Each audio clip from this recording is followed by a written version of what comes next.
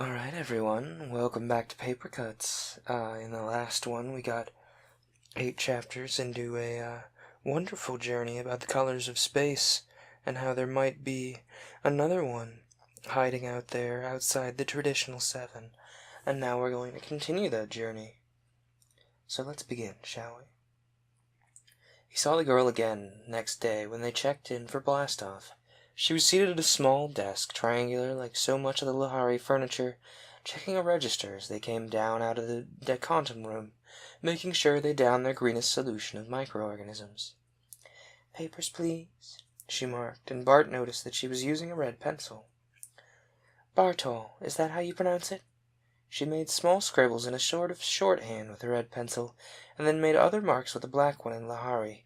He supposed the red marks were her own private memoranda, unreadable by the Lahari. "Next, please." She handed a cup of the greenish stuff to Ring behind him, and Bart went down toward the drive room, and to his own surprise found himself wishing the girl were a mathematician rather than a medic. It would have been rather pleasant to watch her down there. Old Rugal, on duty in the drive room, watched Bart strap himself in before the computer. Make sure you check all the dials at null," he reminded him, and Bart felt a last surge of panic. This was his first cruise except for practice runs at the academy, and yet his rating called him an experienced man on the Polaris run. He'd had the Lahari training tape, which was supposed to condition his responses, but would it? He tried to clench his fists, drove a claw into his palm, winced, and commanded himself to stay calm and keep his mind on what he was doing. It calmed him to make a routine check of the dials. "Strap down, check," said a Lahari with a yellowed crest and a rasping voice. "New man, eh?"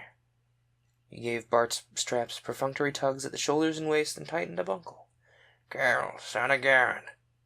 Bells rang in the ship, and Bart felt the odd, tonic touch of fear. This was it. Vorongil strode through the door, his bandit cloak sweeping behind him, and took the control couch.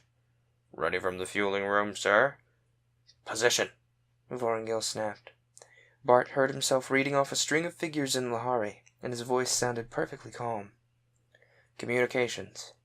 Clear channels from pylon dispatch, sir." It was old Rugal's voice. "Well," Vorongil said, almost reflectively, "let's take her up, then." He touched some controls, and the humming grew. Then swift, hard, and crushing weight mashed Bart against his couch. "Position." Vorongil's voice sounded harsh, and Bart fought the crushing weight of it. Even his eyeballs ached as he struggled to turn the tiny eye muscles from dial to dial, and his voice was a dim croak. 14.7, sidereal 12.1149. Hold it to 0.1146. 0.1146, Bart said, and his claws stabbed at dials. Suddenly, in spite of the cold weight on his chest, the pain, the struggle, he felt as if he were floating. He managed a long, luxurious breath. He could handle it. He knew what he was doing. He was an astrogator. Later, when Acceleration 1 had reached its apex, and the artificial gravity made the ship a place of comfort again, he went down to the dining hall with Ring and met the crew of the Swiftwing. There were 12 officers and 12 crewmen of various ratings like himself and Ring, but there seemed to be little social division between them, as there would have been on a human ship. Officers and crew joked and argued without formality of any kind. None of them gave him a second look, and later in the recreation lounge, Ring challenged him to a game with one of the pinball machines. It seemed fairly simple to Bart. He tried it, and to his own surprise, won. Old Rugal touched a lever at the side of the room, and with a tiny whooshing sound, shutters opened, and the light of Procyon Alpha flooded them, and he looked out through a great viewport into the bottomless space. Procyon Alpha, Beta, and Gamma hung at full, rings gently tilted. Beyond them the stars burned, flaming through the shimmers of cosmic dust. The colors, never-ending colors of space. And he stood here in a room full of monsters. He was one of the monsters. "Which one of the planets was it we stopped upon?" Rugal asked. "I couldn't tell 'em apart from this distance." Bartol swallowed. He almost said the blue one, and he pointed. The big one there. with the rings almost edge on. I think they call it Alpha.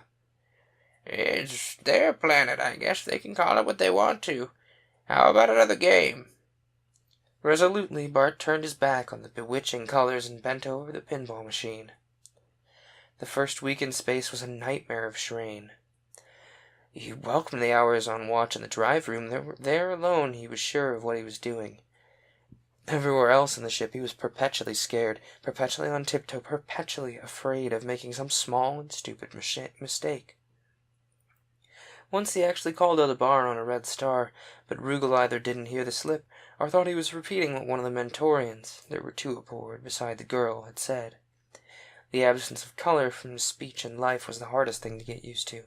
Every star in the manual was listed by light frequency waves, to be checked against a photometer for a specific reading, and it almost drove Bart mad to go through the ritual when the Mentorians were off duty and couldn't call off the color and their equivalent frequency type for him.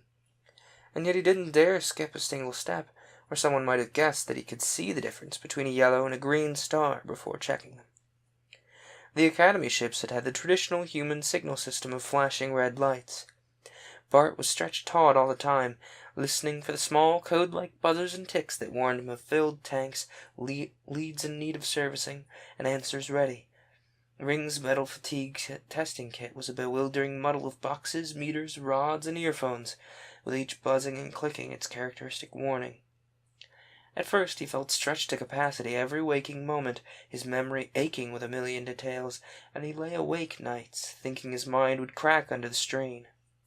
Then Alpha had faded to a dim, bluish shimmer, Beta was eclipsed, and Gamma was gone, Procyon dimming to a failing spark, and suddenly Bart's memory accustomed itself to the load.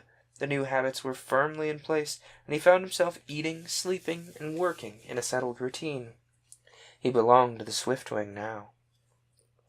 Procyon was almost lost in the viewports when a sort of upswept tempo began to run through the ship, an undercurrent of increased activity. Cargo was checked, inventoried, and strapped in. Ring was given 4 extra men to help him, made an extra tour of the ship, and came back buzzing like a frantic cricket. Bart's computers told him they were forging toward the sidereal location, assigned for the first of the warp drive shifts, which would take them some 15 light-years toward Aldebaran. On the final watch before the warp drive shift, the medical officer came around and relieved the Mentorians from duty. Bart watched them go with a curious, cold, crawling apprehension. Even the Mentorians, trusted by the Lahari, even these were put into cold sleep. Fear grabbed his insides. No human had ever survived the ship into warp drive. At least, the Lahari had said. Briscoe, his father, Raynor III, they thought they had proved that the Lahari lied. If they were right, if it was a Lahari trick to reinforce their stranglehold on the human worlds and keep the warp drive for themselves, then Bart had nothing to fear. But he was afraid. Why did the Mentorians endure this, never quite trusted, isolated among aliens?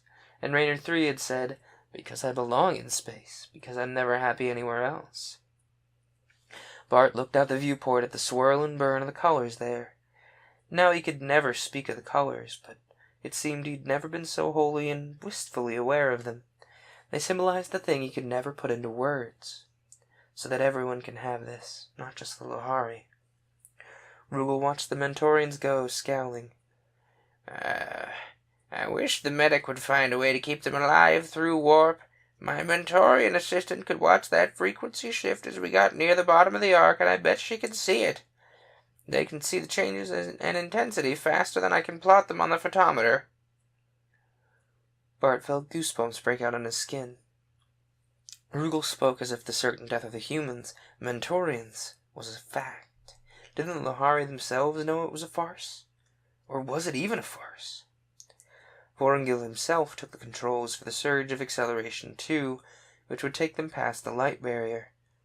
Bart, watching his instruments to exact position and time, saw the colors of each star shift strangely moment by moment. The red stars seemed hard to see. The orange-yellow ones burned suddenly like flame, and the green ones seemed golden, the blue ones almost green. Dimly he remembered the old story of a red shift and the lights of approaching stars, but here he saw it pure, a sight no human eyes had ever seen. A light that no eyes had ever seen, human or otherwise. For the Lahari, they couldn't see it. Time, 15 seconds, he said briefly to Vorongil. And Rugal looked across from his couch. Bart felt that the old scarred Lahari could read his fear, and Rugal said through a wheeze, "No matter how old you get, Bartol, you're still scared when you make a warp shift. But relax. Computers don't make mistakes." "Catalyst. Ready? Shift," Vorongil snapped. And at first there was no change. And then Bart realized the stars, through the viewport, had altered abruptly in size and shade and color. They were not sparks, but strange streaks like comets, crossing and recrossing long tails that grew longer and longer moment by moment. The dark night of space was filled with crisscrossing blaze. They were moving faster than light. They saw the light left by the moving universe as each star hurled in its own invisible orbit, while they tore incredibly through it, faster than light itself. Bart felt a curious, tingling discomfort deep in his flesh, almost an itching, a stinging in his very bones. Lahari flesh is no different from ours. Space through the viewport was no longer space as he'd come to know it, but a strange, eerie limbo, the star tracks lengthening, shifting color until they filled the whole viewport with shimmering gray recrossing light. The unbelievable reaction of the warp drive thrust them through space, faster than the lights of the surrounding stars, faster than imagination could follow. The lights in the drive chamber began to dim, or perhaps he was blacking out. The stinging in his flesh was a clawed pain. Briscoe lived through it, or so they say. The whirling star tracks fogged, coiled, and turned colorless, worms of light, and they went into a single vast blur. Dimly Bart saw old Rugal slump forward, groaning softly, and saw the old Lahari pillow his bald head on his veined arms. Then darkness took him, and thinking it was death, Bart felt only numb, regretful failure. I failed. We'd always fail. The Lahari were right all along. But we tried. By God, we tried. "Bartol?" A gentle hand, cat claws retracted, came down on his shoulder, and Ring was bent over him. Good-natured rebuke was in his voice. "Why didn't you tell us you got a bad reaction and ask to sign out for this shift? Look, poor old Rugal's passed out again.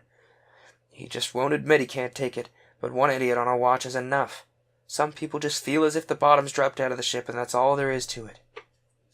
Bart hauled his head upright, fighting a surge of stinging nausea. His bones itched inside, and he was damnably uncomfortable, but he was alive. "I'm fine." "You look it. Think you can help me get Rugal to his cabin?" Bart struggled to his feet and found that when he was upright he felt better. "Wow," he mumbled, and then clamped his mouth shut. He was supposed to be an experienced man, a Lahari hardened to space. He said woozily, "How long was I out?" "The usual time, about 3 seconds, just while we hit peak warp drive. Feels longer, so they tell me, sometimes. Time's funny beyond long light speeds. Medic says it's purely psychological. I'm not so sure. I itch, blast it." He moved his shoulders in a squirming way and then bent over Rugal, who was groaning, half insensible. "Catch hold of his feet, Bartol. Here, ease him out of his chair. No sense bothering the medics this time." Think you can manage to help me carry him down to the deck?" Sure," Bart said, finding his feet in his voice. He felt better as they moved along the hallway, the limp, mumbling form of the old Lahari insensible in their arms.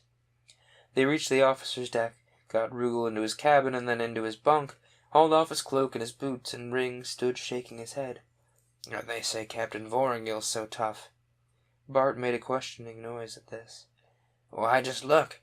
He knows it would make poor old Rugal feel as if he wasn't good for much to order him into his bunk and make him take dope like a Mentorian for every warp shift. So we have this to go through at every jump." He sounded cross and disgusted, but there was a rough, boyish gentleness as he hauled the blanket over the bald old Lahari, and he looked up almost shyly. "Thanks for helping me with old Baldy. We usually try to get him out before Vorongil officially takes notice. Of course, he sort of keeps his back turned," Ring said, and they laughed together as they turned back to the drive room. Bart found himself thinking, Ring's a good kid, before he pulled himself up in sudden shock. He had lived through the warp drive. Then indeed the Lahari had been Lahying. No, that's not right. That's not it. Then indeed the Lahari had been lying all along, the vicious lie that maintained their stranglehold monopoly of star travel. He was their enemy again, the spy within their gates, like Briscoe, to be hunted down and killed, but to bring the message loud and clear to everyone. The Lahari lied. The stars can belong to us all. When he got back to the drive room, he saw through the viewport that the blur had vanished. The star trails were clear and distinct again, and their comet tails shortening by the moment, their colors more distinct. The Lahari were waiting, a few poised over their instruments, a few more standing at the quartz window watching the star trails, some squirming and scratching and grousing about space fleas, the characteristic itching reaction that seemed to be deep down inside the bones. Bart checked his panels and noted the time when they were due to snap back into normal space, and went to stand by the viewport. The stars were reappearing, seeming to steady and blaze out in cloudy splendor through the bright dust. They burned in great streamers of flame, and for the moment he forgot his mission again, lost in the beauty of the fiery lights. He drew a deep, shaking gasp, and it was worth it all to see this. He turned and saw Ring silent at his shoulder. "Me too," said Ring, almost in a whisper. "I think every man on board feels that way a little, even though he won't admit it." His slanted gray eyes looked quickly at Bart and away. "I guess we're almost down to L point. Better check the panel and report nulls so the medic can wake up the Mentorians." The Swiftwing moved on between the stars. Aldebaran loomed and then faded in the viewports. Another shift jumped them to a star whose human name Bart didn't know. Shift followed shift, spaceport followed spaceport, sun followed sun. Men lived on most of these worlds, and on each of them a Lahari spaceport rose, alien and arrogant. And on each world men looked at Lahari with resentful eyes, cursing the race who kept the stars for their own. Cargo amassed in the holds of the Swiftwing, from worlds beyond all dreams of strangeness. Bart grew not bored, but hardened to the incredible. For days at a time no word of human speech crossed his mind. The blackout at peak of each warp shift persisted. Vorengil had given him permission to report off duty, but since the blackouts didn't impair his efficiency, Bart had refused. Rugal had told him that this was the moment of equilibrium, the peak of the faster-than-light motion. Perhaps a true limiting speed beyond which nothing will ever go," Vorengil said, touching the charts with a vanished claw. Rugal's scarred old mouth spread in a thin smile. Maybe there's no such thing as a limiting speed. Someday we'll reach true simultaneity. Enter warp and come out just where we want to be at the same time. Just a split-second interval. That'll be real transmission. And suppose you get an even better, and you come out of warp before you go into it. What then, Honorable Bald One? Rugal chuckled and he didn't answer, and Bart turned away. It was not easy to keep on hating the Lahari. There came a day when he came on watch to see the drawn, worried faces, and when Ring came into the drive room they threw their levers on automatic and crowded around him, their crests bobbing in question and dismay. Vorengil seemed to emit sparks as he barked at Ring. "You found it?" "I found it inside the hull lining." Vorengil swore, and Ring held up a hand in protest. "I only locate metals fatigue, sir. I don't make it." "No help for it, then. We'll have to put down for repairs. How much time do we have, Ring?" "I give it 30 hours," Ring said briefly, and Vorengil gave a long, shrill whistle. "Bartol, what's the closest listed spaceport?" Bart dived for handbooks, manuals, comparative tables of position, and started programming information. The crew drifted toward him, and by the time he finished feeding in the coded information, a row 3 deep of Lahari surrounded him, including all the officers. Vorengil was right at his shoulder when Bart slipped on his earphones and started decoding the punched strips that fed out the answers from the computer. "Nearest port's Continent 4. It's almost exactly 30 hours away." "I don't like to run it that close." Vorengil's face was bitten deep with lines, and he turned to Ramilus, head of maintenance. "Do we need spare parts or just general repairs?" "Just repairs, sir. We have plenty of shielding metal. It's a long job to get through the holes, but there's nothing we can't fix."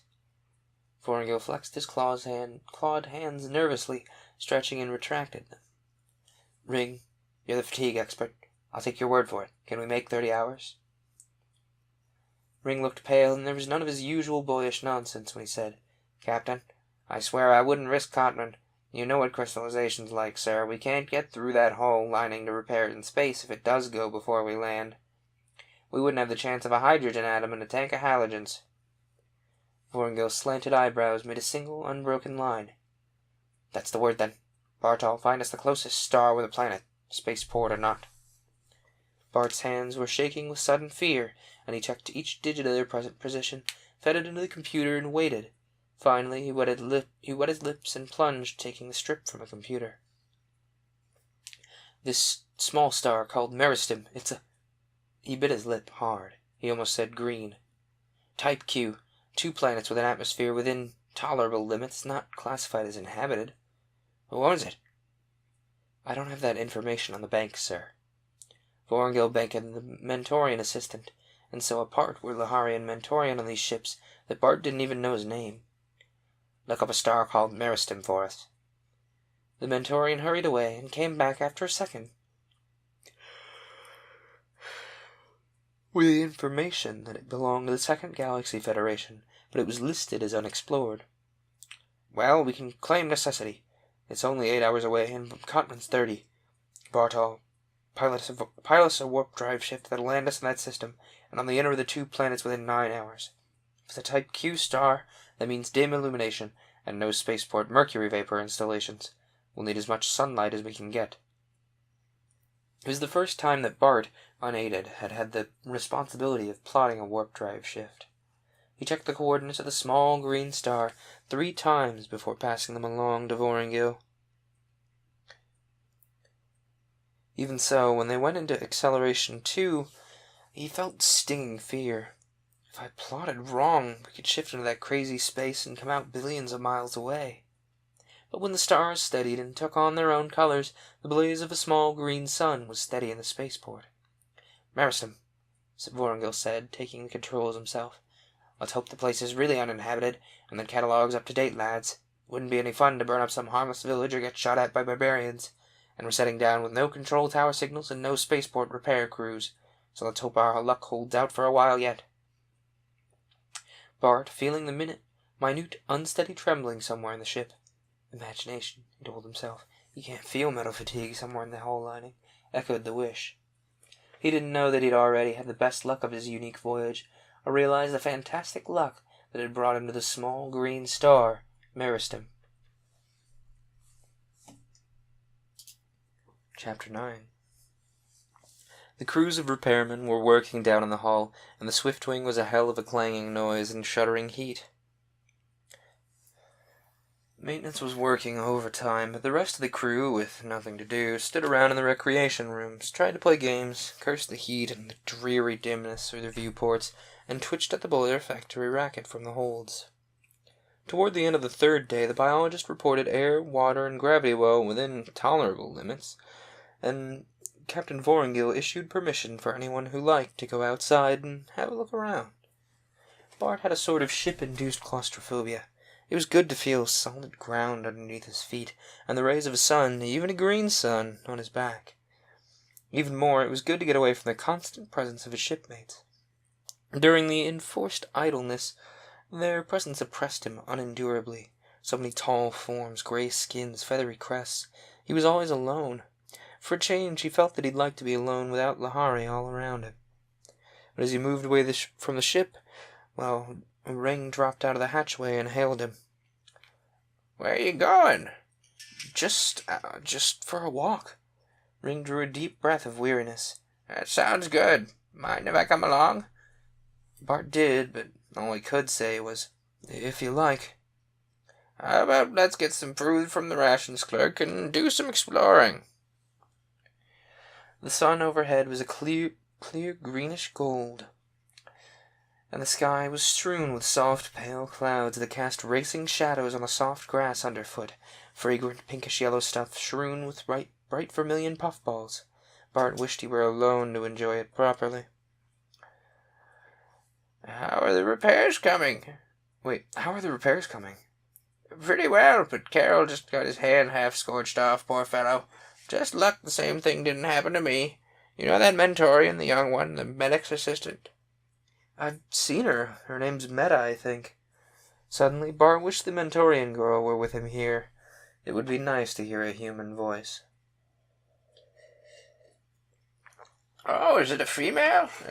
Mentorians look all alike to me, Ring said, while Bart controlled his face with effort. Be that as it may, she saved me from having the same thing happen. I was just going to lean against a strip of sheet metal when she screamed at me. Do you think they really can see heat vibration? She called it red hot. They had reached a line of tall cliffs where a steep rockfall divided off the plain from the edge of the mountains. A few slender, drooping, gold-leaved trees bent graceful branches over a pool. Bart stood fascinated by the play of green sunlight on the emerald ripples, but Ring flung himself down full length on the soft grass and sighed comfortably.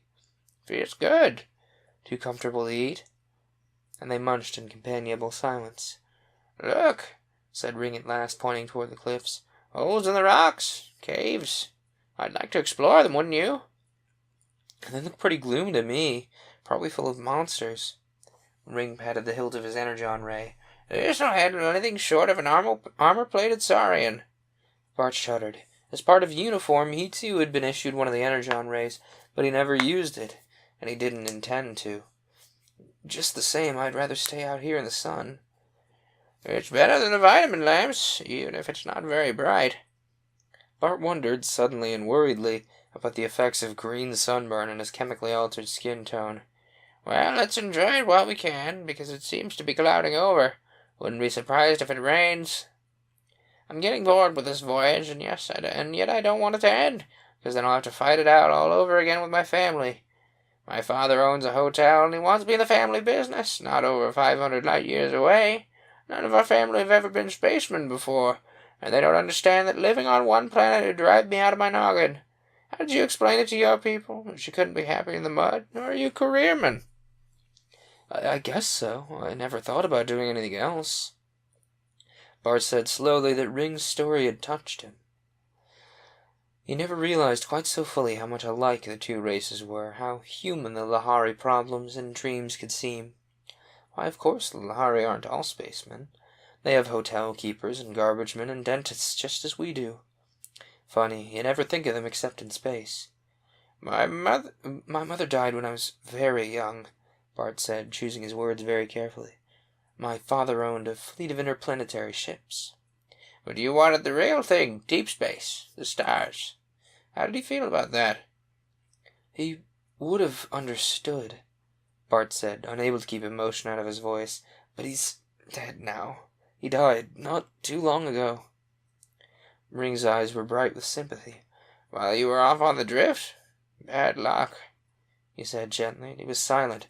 When he spoke again, it was in a very different tone. Some of the older generation. I had a professor in training school, funny old chap, bald as the hull of the Swiftwing. Taught us cosmic ray analysis, and what he didn't know about spiral nebulae could be engraved on my 5th toe claw. He'd never been off the face of the planet, not even one of the moons. He was the supervisor of my student lodge. No, he was a... The phrase Ring used meant literally a soft piece of cake. His feet may have been buried in mud, but his head was off in the great nebula. We had some wild times. We'd slip away to the city strictly against rules. It was an old-style school.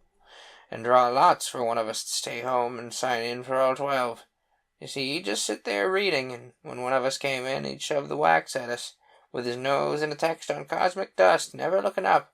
So the one who stayed home would scrawl a name on it, walk out the back door, come round, and sign in again.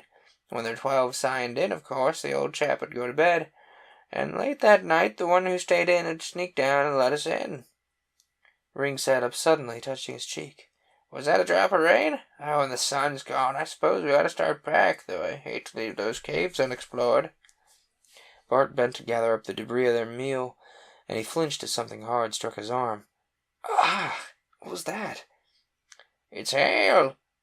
Sharp pieces of ice were suddenly pelting, raining down all around them, splattering the ground with a harsh, bouncing clatter. Come on, it's big enough to flatten you. It looked to Bart as if it were at least golf ball size, and it seemed to be getting bigger by the moment. Lightning flashed around them in a sudden glare, and they ducked their heads and ran.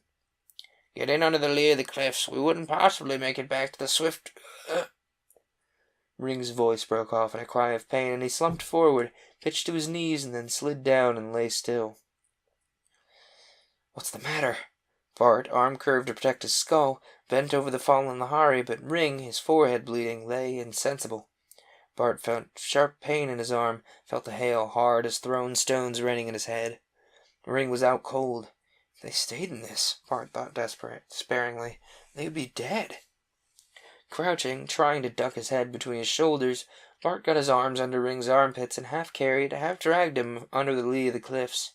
He slipped and slid on the thickening layer of ice. Underfoot, lost his footing and came down hard, one arm twisted between himself and the cliff. He cried out in pain uncontrollably, and that Ring slipped from his grasp. The Lahari boy lay like the dead, and Bart bent over him, breathing hard, trying to get his own breath back. The hail was still pelting down, showing no sign of lessening. About 5 feet away, one of the dark gaps in the cliff showed wide and menacing, but at least, Bart thought, the hail couldn't come in there. He stooped and got hold of Ring again, and a pain like fire went through the wrist he'd smashed against the rock. He set his teeth, wondering if he'd broken it. The effort made him see stars, but he managed somehow to hoist Ring up again and haul him through the pelting hail toward the yawning gap. It darkened around them, and blessedly the battering, bruising hail couldn't reach them. Only an occasional light splinter of ice blew with a bitter wind into the mouth of the cave. Bart laid Ring down on the floor, under the shelter of the rock ceiling. He knelt beside him and spoke his name, but Ring just groaned. His forehead was covered with blood. Bart took one of the paper napkins from the lunch sack and carefully wiped it away. His stomach turned to the deep, ugly cut, which immediately started oozing fresh blood. He pressed the edges of the cut together with a napkin, wondering how much blood Ring would lose without danger, and if he had a concussion. If he tried to go back to the ship and fetch the medic for Ring, he'd be struck by hail himself. From where he stood, it seemed that the hailstones were getting bigger by the minute. Ring groaned, but when Bart knelt beside him again, he didn't answer. Bart could only hear the rushing of wind, the noise of the splattering hail, and a sound of water somewhere. Or was that a rustle of scales, or a dragging of strange feet? He looked through the darkness into the depths of the cave, his hand on his shock beam, and he was afraid to turn his back on it. "This is nonsense," he told himself firmly. "I'll just walk back there and see what it is." At his belt he had the small flash lamp, excessively bright, that was, like the Energon beam shocker, part of regulation equipment. He took it out, shining on the back wall of the cave, and then drew a long breath of startlement, and for a moment forgot Ring and his own pain. For the back wall of the cave was an exquisite fall of minerals. Crystals glowed there, giant crystals, like jewels, crusted with strange lichen-like growths and colors. There were pale blues and greens, and shimmering among them a strangely colored crystalline material that he'd never seen before. It was blue. No, Bart thought, that's just the light. It's just more like red. No, it can't be both of them at once, and it really isn't like either in this light. Ring groaned, and Bart, glancing around, saw that he was struggling to sit up. He ran back to him, dropping to his knees at Ring's side. "It's all right, Ring. Lie down. Lie still. We're under cover now." "What happened? It hurts. All sparks, all these pretty lights. Can't see you." He fumbled with loose, uncoordinated fingers at his head, and Bart grabbed at him before he poked a claw in his eye. Don't do that. I can't see." "You must have a bad concussion, then. It's a pretty nasty cut." Gently he restrained the Lahari boy's hands. Barto, what happened?" Bart explained, and Ring tried to move, but fell limply back. "Weren't you hurt? I thought I heard you cry out."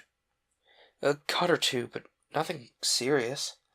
I think the hail's finally stopped. Lie still. I'd better go back to the ship and get some help." "Give me a hand and I can walk." But when he tried to sit up, he flinched, and Bart said, "You'd better lie still." He knew that head injuries should be kept very quiet. He was almost afraid to leave Ring for fear the Lahari boy could have another delirious fit and hurt himself, but there was no help for it. The hail had stopped, and the piled heaps were already melting, but it was bitterly cold. Bart wrapped himself in the silvery cloak, glad of its warmth, and struggled back across the slushy, ice-strewn meadow that had been so pink and flowery in the sunshine. The swiftwing, like a monstrous dark egg, looming in the twilight, seemed like home. Bart felt the heavenly warmth close around him with a sigh of pure relief, but the second officer, coming up the hatchway, stopped in consternation. "You're covered with blood. The hailstorm." "I'm all right, but Ring's been hurt. You'll need a stretcher," and quickly he explained. "I'll come with you and show you." "You'll do no such thing.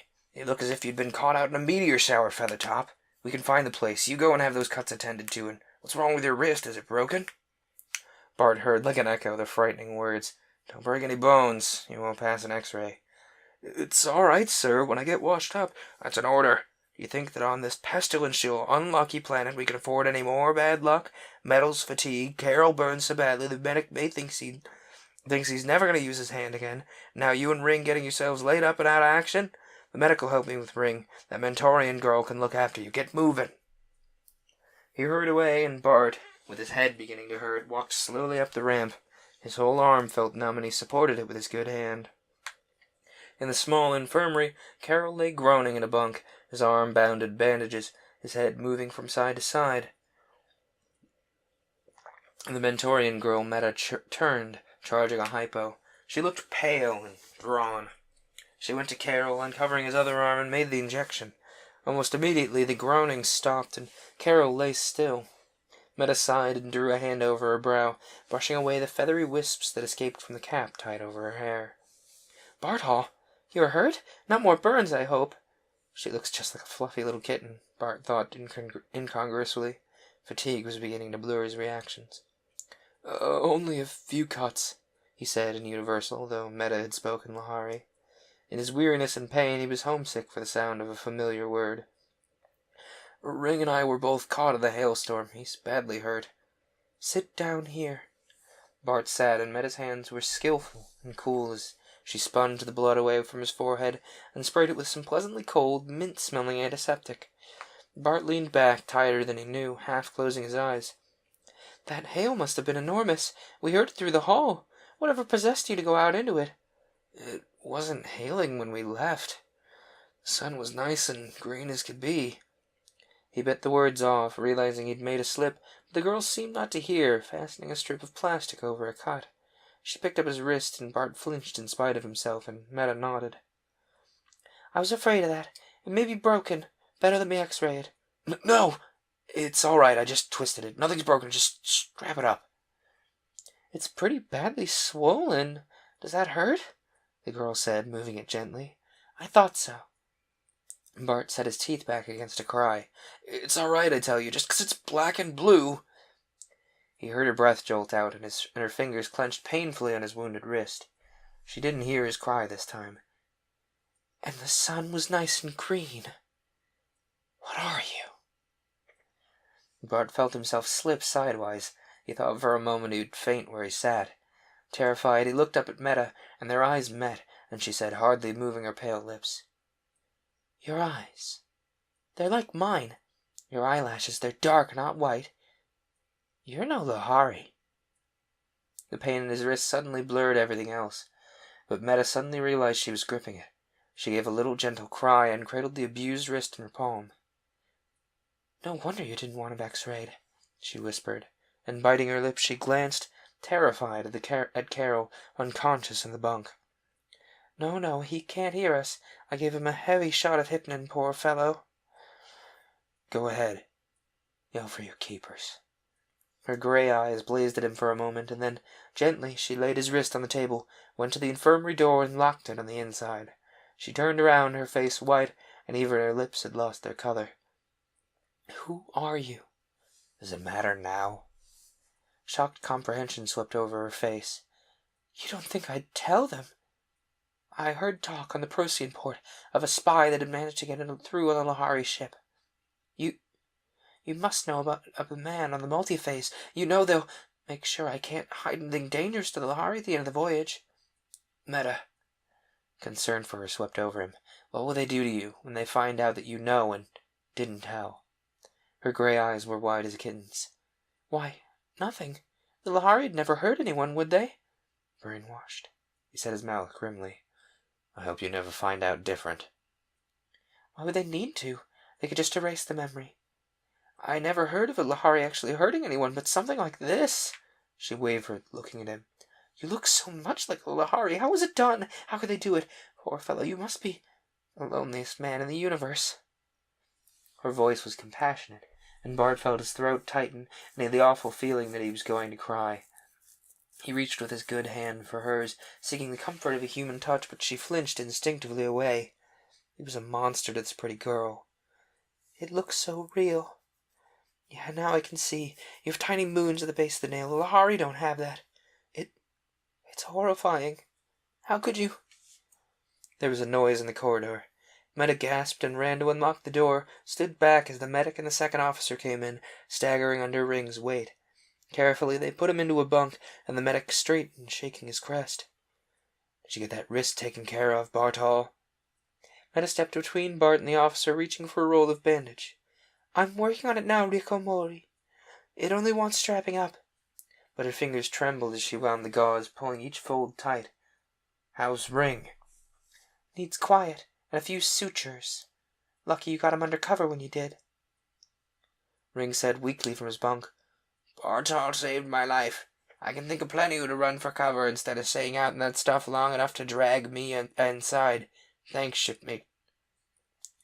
Maida's hand, with a swift hard pressure, lingered on Bart's shoulder as she cut the bandage and fastened the end. I don't think that will bother you much now, she whispered fleetingly. I didn't dare say it was broken, or they insist on x-rays. If it hurts, I'll get you something later for the pain. If you keep it strapped up tight. It'll do, Bart said aloud, and the tight bandage made it feel a little better, but he felt sick and dizzy, and when the medic turned and saw him, the officer said brusquely, Watch off for you, Bartol. I'll fix the sign-out sheet, but you go to your cabin and get yourself at least 4 hours of sleep. That's an order. Bart stumbled out of the cabin with relief. Safe in his own quarters, he flung himself down on his bunk, shaking all over. He'd come safely through one more nightmare, one more terror for the moment. Had he put Meta in danger, too? Was there no end to this ceaseless fear? Not only for himself, but for others, the innocent bystanders, who stumbled into plots they didn't understand. You're doing this for the stars. It's bigger than your fear. It's bigger than you are or any of the others. He was beginning to think it was a lot too big for him. Chapter 10. The green sun nursed him lay far behind them. Carol's burns had healed. Only a faint pattern on Ring's forehead showed where 6 stitches had closed the ugly wound in his skull. Bart's wrist, after a few days of nightmarish pain when he tried to pick up anything heavy, had healed. 2 more warp drive shifts through space had taken the swift wing far, far out to the rim of the known galaxy, and now the great crimson cold of Antares burned in their viewports. Antares had 12 planets, the outermost of which, far away now at the furthest point in its orbit from the point of the Swiftwing's entry into the system, was a small, captive sun.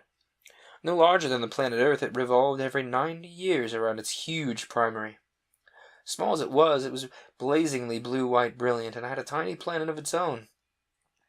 After their stop on Antares 7, the largest of the inhabited planets in this system, where the Lahari spaceport was located, they'd make a careful orbit around the great red primary and land on the tiny worldlet of the blue-white secondary before leaving the Antares system. As Bart watched Antares growing in the viewports, he felt a variety of emotions. On one hand, he was relieved that as his voyage in secrecy neared its official destination, he had as yet not incurred unmasking. But he felt uncertain about his father's co-conspirators. Would they return him to human form and send him back to Vega, his part ended? Or would they unthinkably demand that he go on into the Lahari galaxy? What would he do if they did? At one moment he entertained fantasies of going on into the Lahari worlds, returning victorious with a secret of their fueling location, or at least of the star drive itself. At another he couldn't wait to be free of it all. He longed for the society of his own people, and yet ached to think that this voyage between the stars must end so soon. They made planetfall, the largest Lahari spaceport Bart had seen. As always, the second officer was the first to go through Decantum and ashore, returning with exchanged mail and messages. Or Decantam, rather. The second officer was the first to go through Decantam and ashore, returning with exchanged mail and messages for the Swiftwing's crew. He laughed when he gave Bartol a sealed packet. "So you're not quite the orphan we always thought?" Bart took it, his heart suddenly pounding, and walked away through groups of officers and crew, eagerly debating how they'd spend their port leave. He knew what it would be. It was on the letterhead of the 8 colors, and it contained no message, only an address and a time. He slipped away and observed to the Mentorian part of the ship to borrow a cloak from Meta. She didn't ask why he wanted it, and stopped him when he would have told her. "I'd rather not know."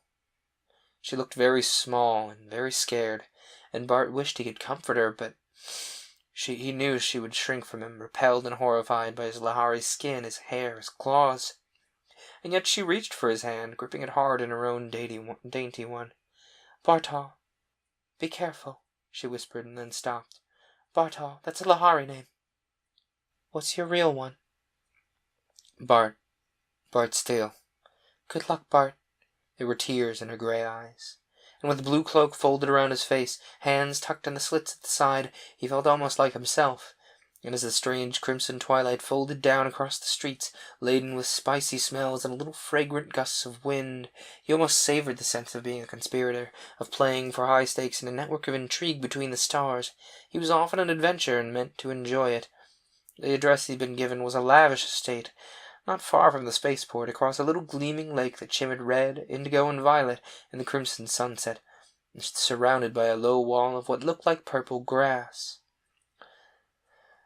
Bart, moving slowly through the gate, felt that eyes were watching him and forced himself to walk with slow dignity. Up the path and up a low flight of black marble stairs. A door swung open and shut again, closing out the red sunset, letting him into a room that seemed dim after the months of Lahari lights. There were 3 men in the room, but his eyes were drawn instantly to one, standing against an old-fashioned fireplace. He was very tall and quite thin, and his hair was snow-white, although he didn't look old. Bart's first incongruous thought was, "You'd make a better Lahari than I would," and his firm, commanding voice told Bart at once that this was the man in charge. "You are Bartol?" He extended his hand, and Bart took it and found himself gripped in a judo hold. The other 2 men, leaping to place behind him, felt all over his body, not gently. "No weapons, Montano." "Look here." "Save it. If you're the right person, you'll understand. If not, you won't have much time to resent it. A very simple test. What color is that divan?" "Green." "And those curtains?" "Darker green, with red and gold figures." The men released him, and the white-haired man smiled. "So you actually did it, Steele. I thought for sure the code message was a fake." He stepped back and looked Bart over from head to foot, whistling. "Raynor 3 is a genius. Claws and everything. What a deuce of a risk to take, though." "You know my name, but who are you?" Suspicion came back into the dark eyes. "Does that Mentorian cloak mean you've lost your memories, too?" No, it's simpler than that. I'm not Rupert Steele. I'm his son." The man looked startled and shocked. "I suppose that means Rupert is dead." "Dead!" Came a little before he expected it then. "So, you're Bart." "My name's Montano. This is Hendrik, and I suppose you recognize Raynor 2. Bart blinked. It was the same face, but it was not grim like Raynor 1's, nor the expressive and kindly one of Raynor 3. This one just looked dangerous. "But sit down. Make yourself comfortable," Montano said with a wave of his hand. Hendrik relieved Bart of his cloak, and Raynor 2 put a cup of some steaming hot drink in his hand, passed him a tray of small hot fried things that tasted crisp and delicious, and Bart relaxed, answering questions. How old? Only 17. And you came all alone on a Lahari ship, working away as an astrogator? I must say you got guts, kid. It was dangerously like the fantasy he had invented, but Montano interrupted at last. "All right, this isn't a party. We haven't all night. I don't suppose Bart has either. Enough time wasted. Since you walked into this, young Steele, I take it you know what our plans are after this?" "No. Raynor 3 sent me to call off your plans because of my father." "That sounds like 3. Entirely too squeamish," interrupted Raynor 2. And Montano said irritably, "We couldn't have done anything without a man on the Swiftwing, and you know it. We still can't. Bart, I suppose you know about Laharilis." "Not by that name." "Your next stop, the planetoid of the captive sun. That little hunk of bare rock out there is the first spot that this Lahari visited in this galaxy, even before Mentor. It's an inferno of light from that little blue-white sun, so of course they love it. It's just like home to them. When they found that the inner planets of Antares were inhabited, they built their spaceport here, so they'd have a better chance at trade. Montano scowled fiercely. But they wanted that little worldlet, so we went all over to make sure there were no rare minerals there, finally leased it to them, a century at a time. They mine the place for some kind of powdered lubricant that's better than graphite. It's all done by robot machinery. No one's stationed there. Every time the Lahari ship comes through the system, they stop there, even though there's nothing on the Lahari list except a landing field and some concrete bunkers filled with robot mining machinery. They'll stop there on the way out of the system, and that's where you come in. We need you on board to put the radiation counter out of commission. He took a chart from the drawer and spread it out on the tabletop. The simplest way would be to cut these 2 wires. When the Lahari land, will be there, waiting for them. On the board of the Lahari ship, there must be full records coordinates of their home world, of where they go for the catalyst fuel, all that. Bart whistled. But won't the crew defend the ship? You can't fight energy ray guns. Montano's face was perfectly calm. No, we won't even try. He handed Bart a small strip of pale yellow plastic. Keep this out of sight of the Mentorians. The Lahari won't be able to see the color, of course, but when it turns orange, take cover. What is it? Radiation exposure film. It's exactly as sensitive to radiation as you are. When it starts to turn orange, it's picked up radiation. If you're aboard the ship, get into the drive chambers. They're lead-lined. You'll be safe. If you're out on the surface, you'll be all right inside one of the concrete bunkers. But get under cover before it turns red, because by that time, every Lahari of them will be stone-cold dead. Bart let the strip of plastic drop, staring in disbelief at Montano's cold, cruel face. Kill them. Kill the whole shipload of them. That's murder. Not murder. War. We're not at war with the Lahari. We have a treaty with them. The Federation has, because they don't dare do anything else. Montano said, his face taking on the fanatic's light. Some of us dare do something. Some of us aren't going to sit forever and let them strangle all humanity. Hold us down, let us die. It's war, Bart. War for economic survival. You suppose the Lahari would hesitate to kill anyone if we did anything to hurt their monopoly of the stars? Or if they didn't tell you about David Briscoe, how they hunted him down like an animal? How do we know that was Lahari policy and not some fanatic? He thought of the death of the elder Briscoe, and he always shivered with the horror of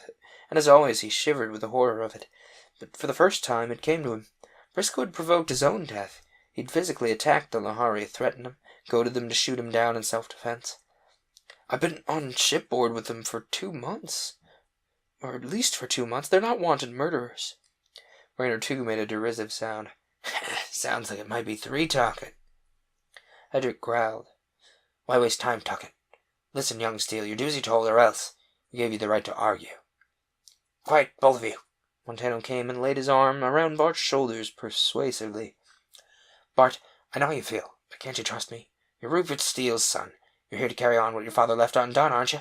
If you fail now, there may not be another chance for years, maybe not even in our lifetimes. Bart dropped his head in his hands. Kill a whole shipload of Lahari? Innocent traitors. Bald, funny old Rugel, stern Vorongil, Ring. I don't know what to do. It was a cry of despair, and Bart looked helplessly around at the men. Montano said almost tenderly, You couldn't side with the Lahari against men, could you? Could a son of Rupert Steele do that? Bart shut his eyes, and something seemed to snap within him. His father had died for this. He might not understand Montano's reasons, but he had to believe that Montano had them. All right. You can count on me. When he left Montano's house, he had the details of the plan, memorized the location of the device he was to sabotage, and accepted from Montano a pair of dark contact lenses. The lights tell it out there. I know you're half Mentorian, but they don't even take their Mentorians out there. They're proud of saying no human foot has ever touched Laharilis. When he got back to the Lahari spaceport, Ring hailed him. Where have you been? I hunted the whole port for you. I wouldn't join the party till you came. What's a pal for? Bart brushed by him without speaking, disregarding Ring's surprised stare, and went up the ramp. He reached his own cabin and threw himself down on his bunk, torn in two. Ring was his friend. Ring liked him, and if he did what Montano wanted, Ring would die. Ring had followed him, and was standing in the cabin door, watching him in surprise. Bartol, is something the matter? Is there anything I can do? Have you had more bad news? Bartol's torn nerves snapped. He raised his head and yelled at Ring. Yeah, there is something. You can quit following me around and let me alone for a change. Rings took a step backward, and then he said very softly, Suit yourself, Bartol. Sorry. And noiselessly, his white crest held high, he glided away. Bart's resolve hardened. Loneliness had done odd things to him. Thinking of Ring, a Lahari, one of the freaks who had killed his father as a friend. If they knew who he was, they'd turn on him, hunt him down as they hunted Briscoe, as they hunted his father, as they hounded him from Earth to Procyon. He put his scruples aside. He'd made up his mind. They could all die. Why did he care? He was human, and he was going to be loyal to his own kind. That's a real dramatic note for us to leave for intermission on, since that's what we're about to do. As usual, I'm going to suggest that you get up, get your walk on, stretch them legs out. We've been sitting for almost an hour after all, if you've been sitting with me. Maybe get some water, some calories if you can spare it. And we'll be back in just a few moments with the next chapter of the book. So see you guys in a few. Chapter 11. Oh, and welcome back from the intermission, everyone. But although he thought that he'd settled all the conflict, he found that it returned when he was lying in his bunk, or when he stood in the dome and watched the stars while they moved through the Antares system toward the captive sun and the tiny planet Leharilis. It's in my power to give this to all men, should a few Lahari stand in his way. He lay in his bunk brooding, thinking of death, staring at his yellow radiation badge. If you fail, it won't be in our lifetime.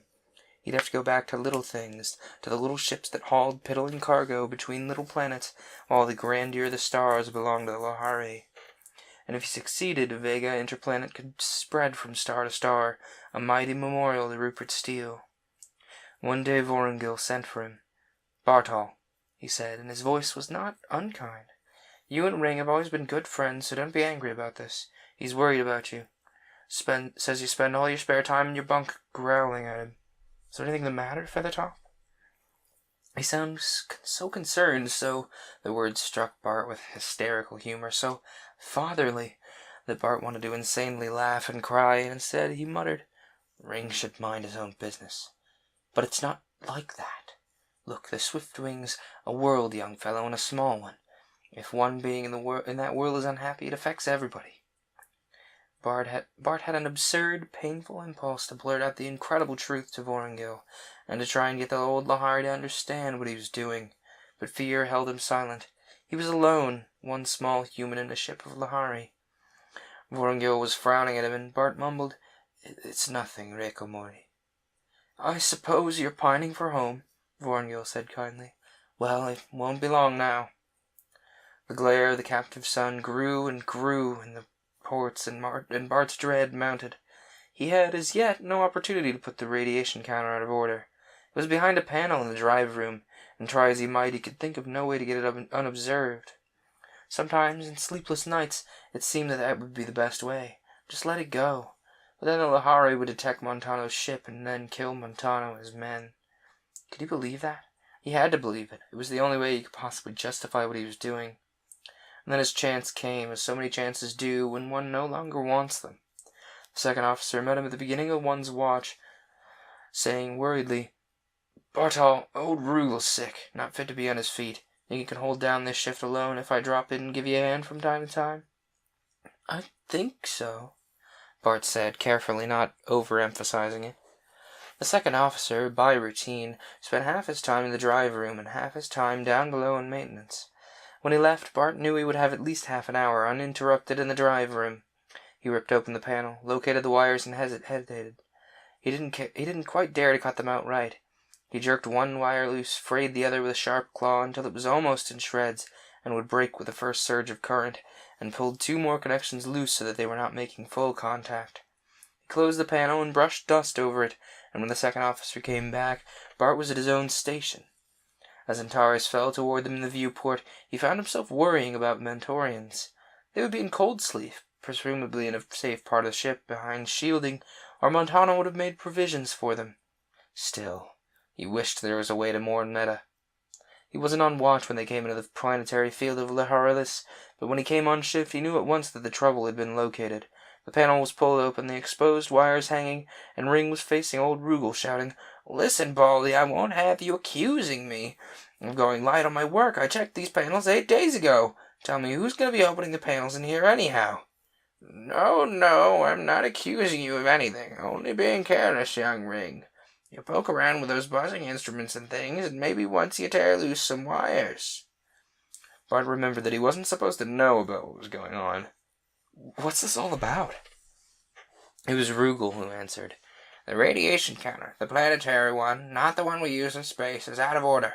We don't even need it this landing. There's no radiation on Lithorilus. If it were the landing gear, now that'd be serious. I'm just trying to tell Ring." "He's trying to say I didn't check it. It's in my professional competence." "Forget it. If Rugal isn't sore about it, and if we don't need it for landing, why worry?" He felt like Judas. "Just take a look at my daybook. I checked and marked it as service fit. I tell you, when somebody was blundering around, opening panels where they had no business, they tore it out by accident, and it was too much of a filthy sneak to report it and get it fixed." "Bartol was on watch alone one night," said the second officer. "But you wouldn't meddle with panels, would you, Bartol?" Bartol set his teeth and steadied his breathing as Ring turned hopefully to him. Bartol, did you by mistake, maybe? Because if you did, it won't count against your rating, but it means a black mark against mine." Bartol hid his self-contempt in sudden, tense fury. "No, I didn't. You're going to accuse everybody in the Swiftwing, all the way from me to Vorongil, before you can admit a mistake, aren't you? If you want somebody to blame, look in a mirror." "Listen, you." Ring's pent-up rage exploded. He seized Bart by the shoulder, and Bart moved to throw him off, so that Ring's outthrust claws only raked his forearm. In pure reflex, he felt his own claws flick out. They clinched, closed, scuffled, and he felt his claws rake flesh. Half incredulous, he saw the thin, red line of blood welling from Ring's cheek. And then Rugal's arms were flung restrainingly around him, and the second officer was wrestling with a furious, struggling Ring. Bart looked at his red-tipped claws in ill-concealed horror, but it was lost in a general gasp of consternation, for Vorongil had flung the drive-room door open, taking the scene in one blistering glance. "What's going on down here?" For the first time, Bart understood Vorongil's reputation as a tyrant. One glance at Ring's bleeding face and Bart's ripped forearm, and he didn't pause for a breath for a good 15 minutes. By the time he finished, Bart felt he'd rather Ring's claws had laid him bleeding to the bone than stand here in naked contempt of the old Lahari's freezing eyes. "Half-fledged nestlings trying to do a man's work, so someone forgot the panel or damaged the panel by mistake. No, not another word," he commanded as Ring's crest came proudly up. "I don't care who did what. Any more of this, and the one who does it can try his claws on the captain of the Swiftwing." He looked ugly and dangerous. "I thought better of you both. Get below, you squalling kittens. Let me not see your faces again before we land." As they went along the corridor, Ring turned to Bart, apology and chagrin in his eyes. "Look, I never meant to get the Baldwin down on us," he said, but Bart kept his face absolutely averted. It was easier this way, without pretense of friendship. The light from the small, captive sun grew more intense. Bart had never known anything like it, and was glad to slip away and put the dark contact lenses into his eyes. They made his eyes appear all enormous, dilated pupil. Fearfully, he hoped no one would notice. His arms smarted, and he didn't dare speak to Ring all through the long, slow deceleration.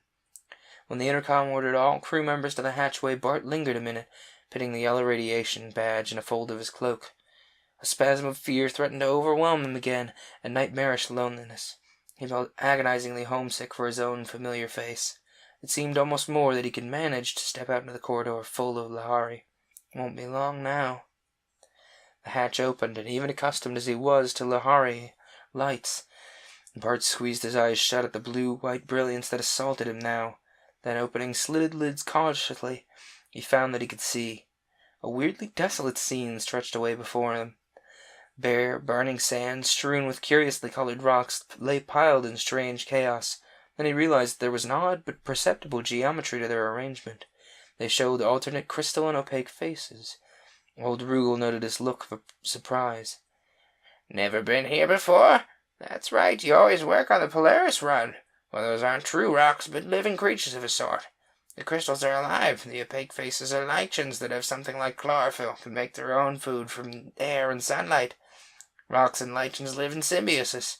They have intelligence of a sort, but fortunately they don't mine us, or our automatic mining machinery. Every time, though, we find some new lichen that's trying to set up a symbiote cycle with the concrete of our bunkers. And every time, somebody, usually me, has to see about having them scraped down and repainted. Maybe someday I'll find a paint the lichens don't like the taste of. Going to explore with Ring? Rugal asked, and Ring, always ready to let bygones be bygones, grinned and said, "Sure." Bart couldn't face him. Vorongil stopped and said, "This is your first time here, young Bartol? How would you like to visit the monument with me? You can see the machinery on the way back." Relieved at not having to go with Ring, he followed the captain, falling into step behind him. They moved in silence along the smooth stone path. "The crystal creatures made this road," Vorongil said at last. "I think they read minds a little. There used to be a very messy, rocky desert here. We used to have to scrabble and scratch our way down to the monument. Then one day a ship, not mine, touched down and discovered there was a beautiful smooth road leading up to the monument. And the lichens never touched that stone, but you probably had all this in school. Are you excited, Bartol?" "No, sir. Why?" "Your eyes look a bit odd. But who could blame you for being excited? I never come here without remembering Razon and his crew on that long jump, longest any Lahari captain ever made. A blind leap in the dark, remember, Bartol? Through the dark, through the void, with his own crew cursing him for taking the chance.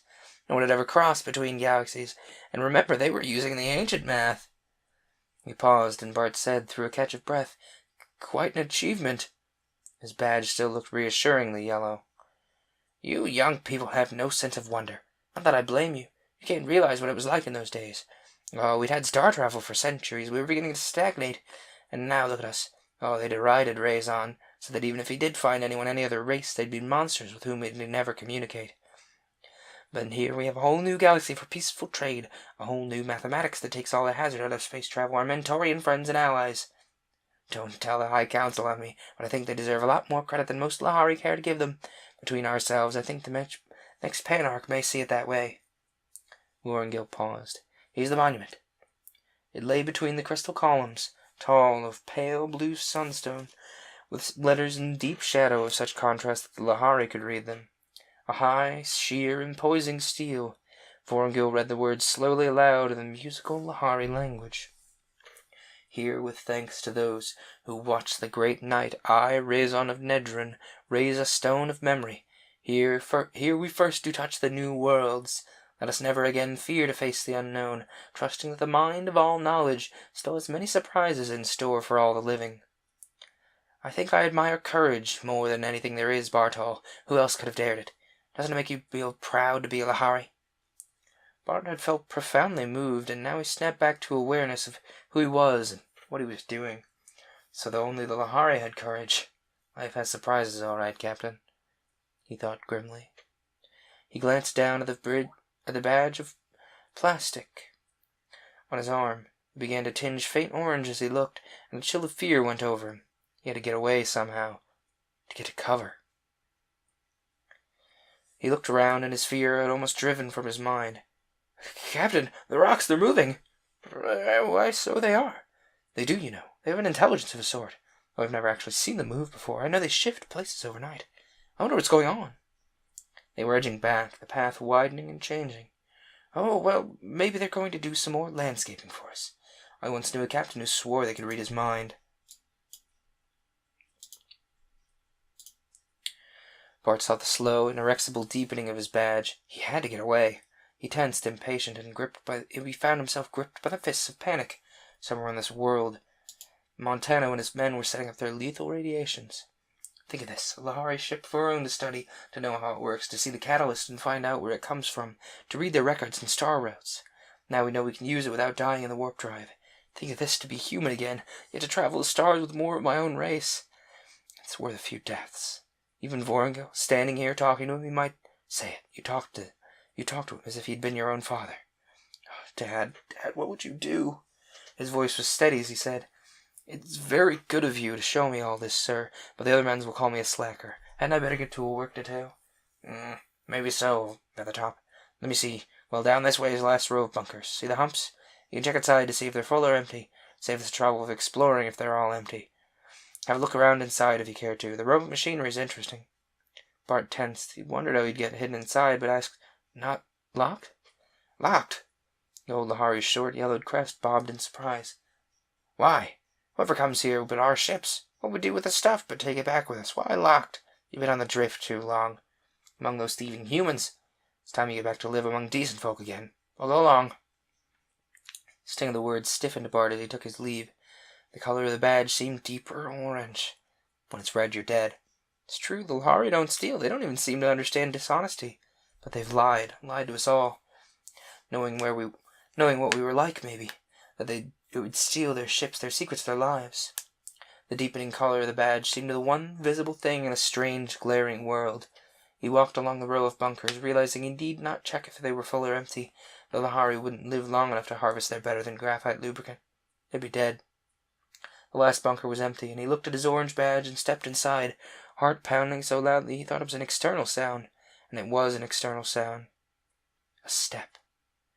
"Don't move 1 inch," said a voice in Universal, and Bart froze, trembling.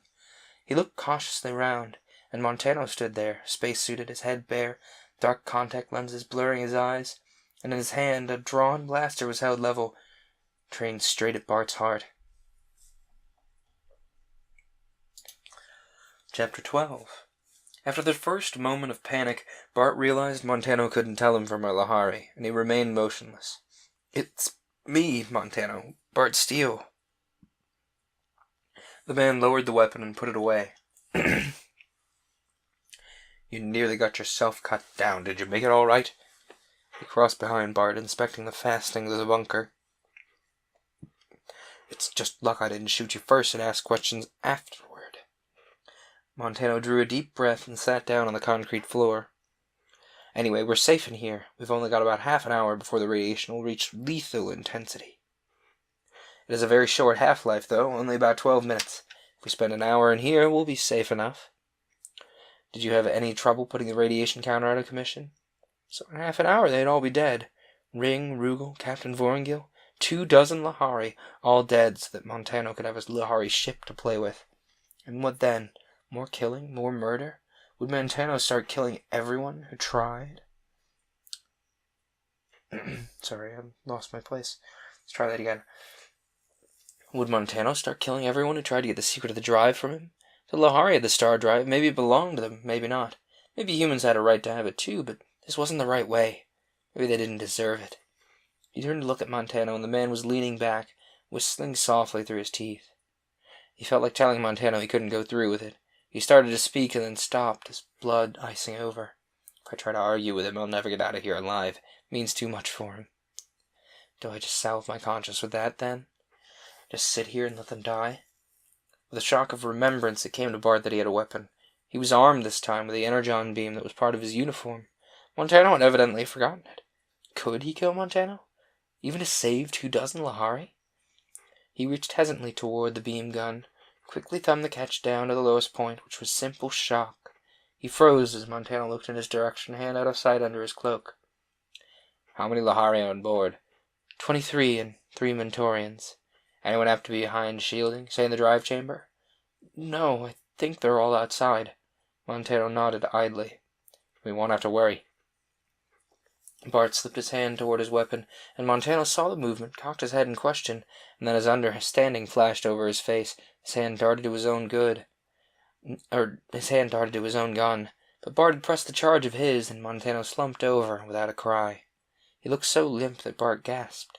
Was he dead? Hastily he fumbled the lax hand for a pulse, and after a long, endless moment he saw Montano's chest twitch, and knew the man was breathing. Well, Montano would be safe here in the bunker. Hastily Bart looked at his timepiece. Half an hour before the radiation was lethal for the Lahari. Was it already for him? Shakily he unfastened the door, and he ran out into the glare, seeing that as he ran that his badge was tinged with an ever-darkening gold-orange. Montano had said that there was a safety margin, but maybe he was wrong. Maybe all Bart would accomplish would be his own death. He ran back along the line of the bunkers, his heart pounding with his racing feet. 2 crewmen came along the line, young white-crested Lahari from the other watch. He gasped, "Where's the captain?" "Down that way. What's wrong, Bartol? But Bart was gone, his muscles aching with the unaccustomed effort inside gravity. Putting on speed, he saw the tall, austere shape of Vorongil, his banded cloak dark against the glaring light. Vorongil turned, startled at the sound of his running feet, and Bart realized that he was still holding his energon ray. In shock and revulsion, he dropped it at Vorongil's feet. "Captain, go warn the men. They'll be all dead in half an hour. There are lethal radiations." "What? Are you sunstruck?" Bart stopped cold. Never once had it crossed his mind what he would say to Vorongil, or how he would make the captain believe his story without revealing Montano. He started to hold up his badge, realized the Lahari captain couldn't see color, and dropped it again, while Vorongil bent over to pick up the fallen gun. "Are you sunstruck or mad, Bartol? What's this babble?" "Captain, everybody on the Swiftwing, and speak Lahari!" Vorongil demanded, and Bart realized that in his excitement he'd been shouting in universal. He drew a long, deep breath. "Captain, there are lethal radiations being released here. You have just barely half an hour to gather all the men and get them behind shielding." "The radiation counter is out of order. How could you possibly know?" Bart stood in despair. Could he say that a ship has landed here? Could he say check that bunker? Even if Montana was a would-be murderer, he was human, and Bart couldn't betray him to the Lahari. There had been too much betrayal. His voice rose in sudden hysteria. "Captain, there's no time. I tell you, they'll all be dead. If you don't believe me, get the men into the ship, get them behind shielding, and then check my story. I'm not—" He'd gone this far, he might as well go the whole way. "I'm not a Lahari." "What?" One of the crewmen came dashing up, his crest sweat-streaked. "Captain Rugel's collapsed. We don't know what's wrong with him." "Radiation sickness," said Bart, and Vorongil reached out, catching his shoulder in a cruel talon grip. Bart said desperately, "I'm not a Lahari. I signed on in disguise. I knew they meant to take the ship, but I can't let you all die." "How do I make you believe me here?" In desperation, Bart reached up, and pain stabbed his eyeballs, fierce, blinding as he pulled out one of the contact lenses. He couldn't see the captain's face through the light, but suddenly 2 Lahari were holding his arms. The fear of death was on Bart, but it no longer mattered. He saw through watering eyes the ever-deepening orange of the badge disappearing. "Here," he said, tearing at it. "Radiation. You must be able to see how dark it is, even if it's just darkness." Suddenly Vorongil was shouting, but Bart couldn't hear. 2 men were dragging him along. They hustled him up the ramp of the ship, and he could see again, but his eyes were blurred, and he felt sick, colors spinning before his eyes, and nauseated ringing in his head. At first he thought it was his ears ringing, then he made out the rising, shrieking wail and fall of the emergency siren. Steps were running, shouting voices, the slow clang of the doors. Someone was pushing at him, babbling words in Lahari, but he heard them through an ever-increasing distance. Vorongil's face bent over his, only a blurred crimson blob that flashed away like a vanishing star in the viewport. It flamed out into green darkness, vanished, and Bart fell through what seemed to be a bottomless chasm of starless night. When he woke, acceleration had its crushing hand in his chest. He tried to move and discovered that he was strapped hard into a bunk and then fainted again. Suddenly the pressure was gone, and he was lying at ease on the smooth sheets of a hospital bunk. His eyes were covered with a light bandage, and there was a sharp pain in his left arm. He tried to move it and found that it was tied down. "Think he's coming around?" "Yes, and a lot too soon for me," a bitter voice which Bart recognized as that of the ship's medic. "Freak." "Listen, Baldy, whoever he is, he could have been blinded or killed. You wouldn't be alive right now if it wasn't for that freak, as you call him. Bartol, can you hear me? How much light can your eyes stand?" "As much as any Mentorian." Bart found he could move his right arm and twitch the bandage away. Vorongil and the medics took over him, and in the other infirmary bunk a form was lying, covered with a white sheet. Sickly, Bart wondered if they had found Montano. Vorongil followed the direction of his eyes. "Yes," he said, and his voice held deep bitterness. "Poor old Rugel's dead. He didn't get much of the radiation, but his heart wouldn't stand it and gave out. He was bald in the service of the ships when my crest was new-sprouted." He bowed his head, and he said it in deep grief. Bart felt the shock of that, even through his own fear. He looked down at his left arm, and it was strapped to a splint, and fluid was dripping slowly into the vein there. "I expect you feel pretty sick. You got a good dose of radiation yourself, but we've given you a couple of transfusions. One of the Mentorians matched your blood type, fortunately. It was a close call." The medic was looking down in ill-disguised curiosity. "Fantastic. I don't suppose you'd tell me who changed your looks. I admit I wouldn't believe it until I had a look at your foot bones under the fluoroscope." Vorongil said quietly, "Bartol, I don't suppose that's your real name. Why did you do it?" I couldn't see you all die, sir. No more than that. It's a trick, sir, no more. A trick to make us trust him. Why did he risk his own life, then? No, it's more than that. We checked the bunkers and radiation suits before we took off. Found a man in one of them. Was he dead? No. Thank God. There was a heartfelt explosion, and then, apprehensively, Did you kill him? What do you think we are? Indeed we did not. His own men have probably found him by now. I don't imagine he got half as much radiation as you did. Bart surveyed the needle in his arm. Why are you taking all this trouble if I'm going to be put out of the way? You must have some funny ideas about us. It'd be a fine way to reward you for saving all our lives. No, you're not going to be killed. If I had my way, the old medic began, and suddenly Vorongil flew into a rage. Get out! The medic went stiffly through the door, and Vorongil stood gazing down at Bart, shaking his yellowed crest. I don't know what to say to you. It was a brave thing you did, but perhaps no braver than you've done all along. Are you a Mentorian? Only half. Strange that I could talk to you as I did by the monument. You knew what I meant. But yes, you would understand. Abruptly he recalled himself, and his voice was thin and cold. I haven't quite decided what to do. I haven't spoken of this to the crew yet. The fewer who know about this, the better. Told them you got a heavy dose of radiation and you're too sick to see visitors. He sounded kinder when he said, "It's true, you know. Wouldn't hurt you to get your strength back." He went out, and Bart wondered, get my strength back for what? And he lay back, feeling weaker than he realized. It was a relief to know he wasn't going to be killed out of hand. Somehow he didn't believe he was going to be killed at all. It wasn't like being a prisoner. The medic brought him plenty of food, urging him to eat. He needed plenty of protein after these radiation burns. And if he stayed in the bunk, it was only because he felt too weak to get up. Actually, he was suffering from delayed emotional shock as well as radiation. He was content to let things drift. Inevitably, the time came when he had to think about what he'd done. He'd betrayed Montano. He'd been false to the men who'd sent him. But they don't know the Lahari, his conscience replied, justifying what he'd done. You sided with the Lahari over your own people, spoiled your chances of learning about the Lahari fuel catalyst. I've done something better than stealing a secret by stealth. I've proved that humans and Lahari can communicate, that they can trust each other.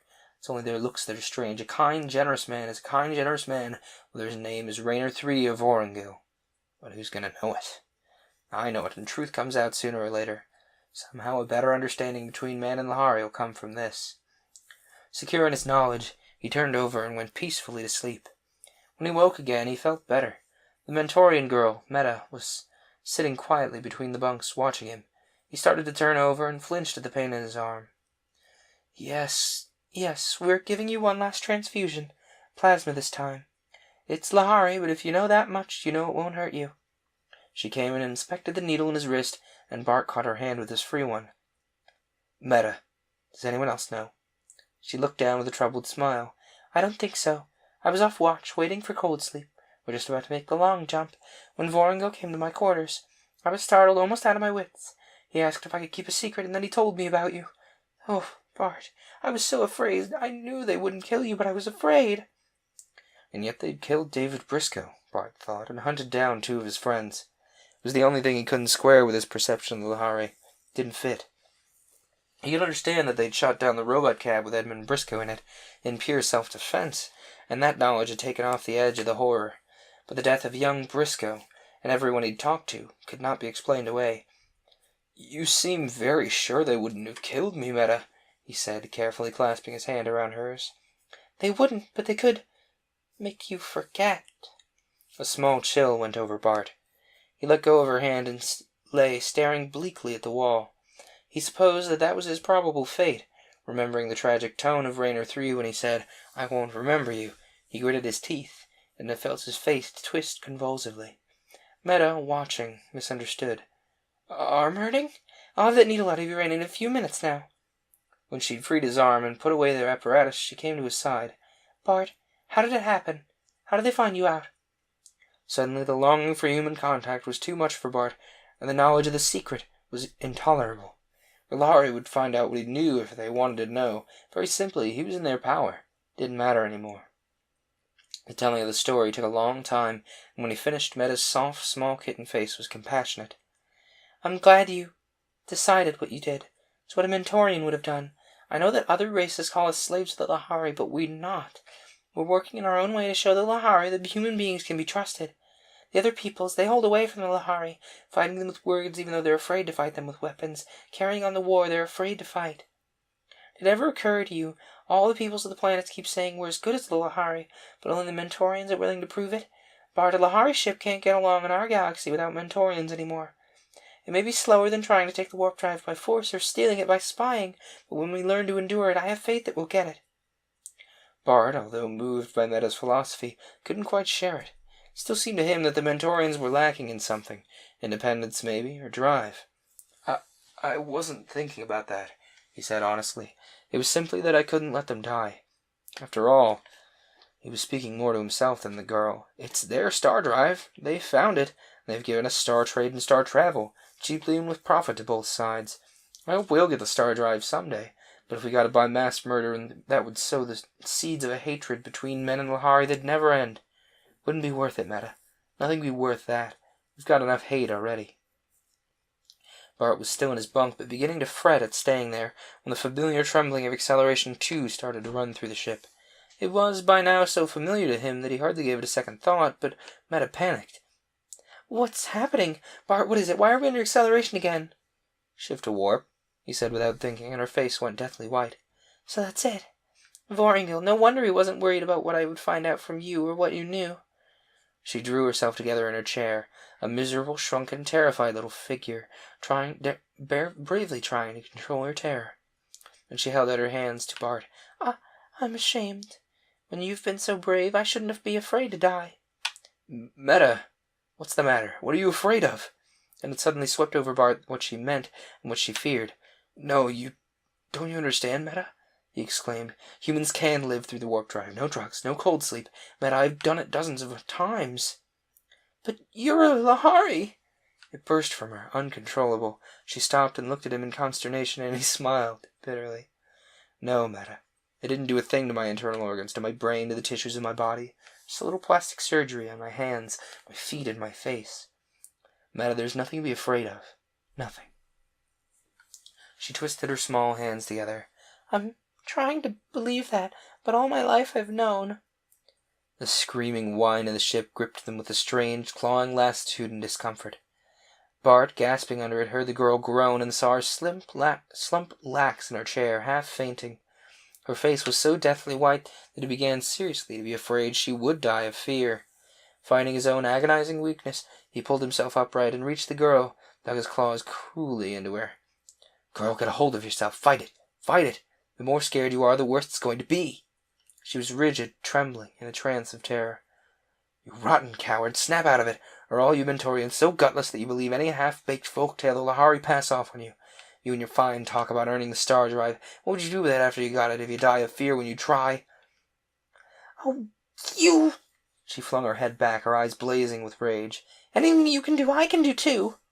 He saw life flowing back into her face, and the trembling now was with fury, not fear. She was fighting the pain, the crawling itch in her nerve ends, the terrible sense of draining disorganization. Bart felt his hold on himself breaking and whispered hoarsely, That's the girl. Don't be scared if I black out for a minute. He held on to consciousness with his last courage, afraid if he fainted, the girl would collapse again. She reached for him, and Bart, starved for some human touch, drew her into his arms. They clung together, and he felt her face wet against his own, the softness of her trembling hands. She was still crying a little. Then the blackness closed on him as if it was endless, and the grey blur of Warp Drive Peak blotted his brain into nothingness. He came out of it to feel her cheeks soft against his, her head trustfully on his shoulder, and he said huskily, Are you all right, Meta? I'm fine, she murmured, shakily. He tightened his hands a little, realizing that for the first time in months he'd physically forgotten his Lahari disguise, that Meta had given them his priceless reassurance that he was human. But as if suddenly aware of it again, she looked up at him and drew hesitantly away. Don't... Meta, am I so horrible to you then? So repulsive? No, it's just that the Lahari I can't quite explain it. Different. At first, as I was repelled, physically repelled by myself and by them. It was like living among weird animals and being one of the animals. And then one day Ring was just another kid. He had gray skin and long claws and white hair, just the way I had once had pinkish skin and short fingernails and reddish hair, but the difference wasn't that I was human inside. And he wasn't. If you skinned Ring and you skinned me, we'd be almost identical. Then all of a sudden, Ring and Vorongil and all the rest were men to me. Just people. I thought you Mentorians, after living with the Lahari all these years, would feel that. We've lived and worked side by side with them all these years, yet kept so apart. I've defended the Lahari to you, yet it took you to explain them to me. His arm was still round her head lying on his shoulder. Bart was just beginning to wonder if he might kiss her when the infirmary door opened and Ring stood in the doorway, staring at them with surprise, shock, and revulsion. Bart realized suddenly how it must look to Ring, who certainly shared Meta's prejudice. But even as he comprehended it, Ring's face altered. Meta slipped from Bart's arm and rose, but Ring came slowly a step into the room. I remembered you had a bad reaction to warp drive. Came to see if you're all right. I'd have never believed, but I'm beginning to guess. There always was something about you, Bartol. He shut the door behind him and stood against it, and his voice lowered to almost a whisper. He said, You're not Lahari, are you? Vorongil knows. That damn Laharilis. The crew was talking, but only one or two of them really know what happened. There are a dozen rumors. I wanted to see you. They said you were sick with radiation burns. I was. Ring raised his hand absently to the still puckered mark on his cheek, saw Bart watching him, and smiled. You're not worrying any more about that fight. Forget it, friend. If anything, I admire someone who can use his claws, especially as I've begun to expect, they're not his. He leaned over, his hand lightly on Bart's shoulder. I don't forget so easily. You saved my life, remember? You're a hero on the ship for warning us all. You're really human? Why not get rid of the disguise? Bart laughed wryly. It won't come off, he said, and he explained himself. Ring raised his hands to his own face curiously. I wonder what sort of human I'd make. Not that I'd ever had the nerve, he said, glancing at Meta's small fingers. But then it's no surprise to anyone that you have courage, Bartol. You seem to accept it. It's a shock. It scares me a little, but I'm remembering the friendship. That was real, and as far as I'm concerned, it still is real. Ring was still bending over Meta's hand when Vorongil came into the cabin. He started to speak and then noticed Ring. I might have known if there was anything to find out, you'd find it. Shall I go, Rico Mori? No, stay. You'll find out some way or another. You might as well get it right the first time. But first of all, you all right, Meta? Her chin went up defiantly. Yes, and why have you lied to us all these years? All of you. Vorongil looked mildly startled. It wasn't exactly a lie. 9 out of 10 Lahari captains believe with all their heart that humans die in warp drive. Wasn't sure myself until I heard the debates in Council City last year. But why? Vorongil sighed, and his eyes rested disconcertingly on Bart. I presume you know human history better than I do. The Lahari have never had a war in all of written history. Quite frankly, you terrified us. It was decided on the highest summit levels that we wouldn't give humans too many chances to find out things we preferred to keep to ourselves.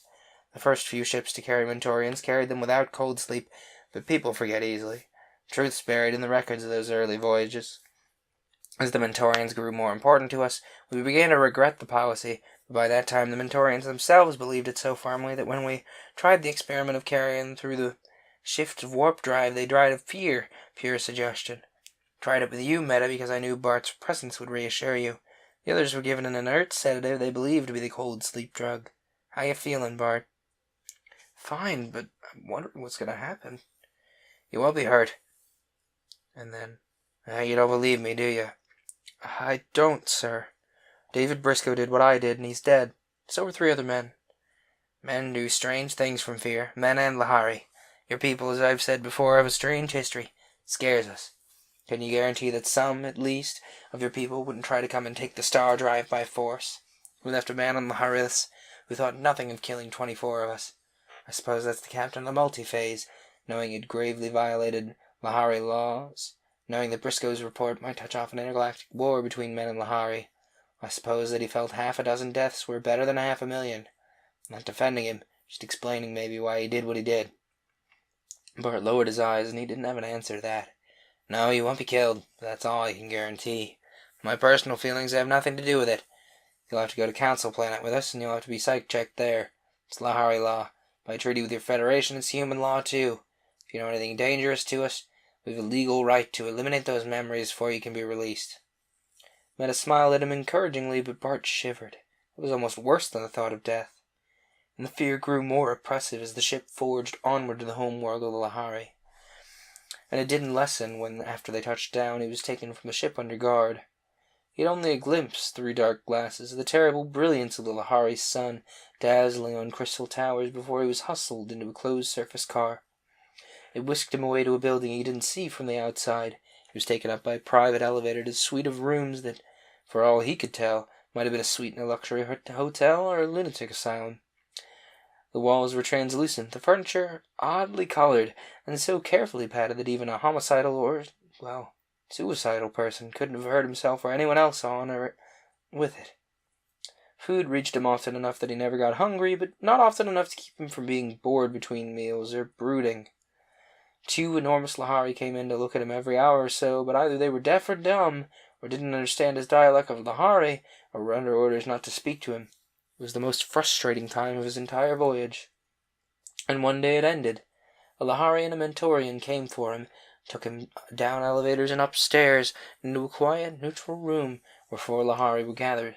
They sat him in a comfortable chair, and the Mentorian interpreter said gently with an apology, "Bart Steele, I've been asked to say to you that you will not be physically harmed in any way. This will be much simpler, and will have much less injurious effect on your mind if you cooperate with us. At the same time, I've been asked to remind you that resistance is absolutely useless, and if you attempt it, you will be only treated with force rather than with courtesy." Bart sat facing them, shaking with humiliation. The thought of resistance flashed through his mind. Maybe he should make them fight for what they've got.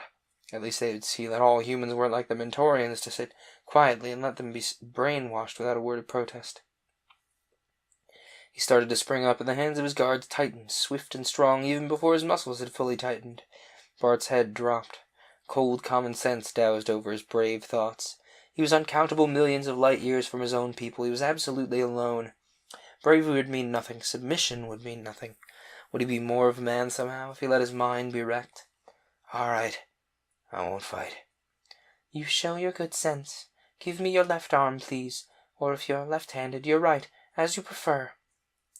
Deftly, almost painlessly, a needle slid into his arm. He gave in. A dizzying welter of thoughts spun suddenly in his mind.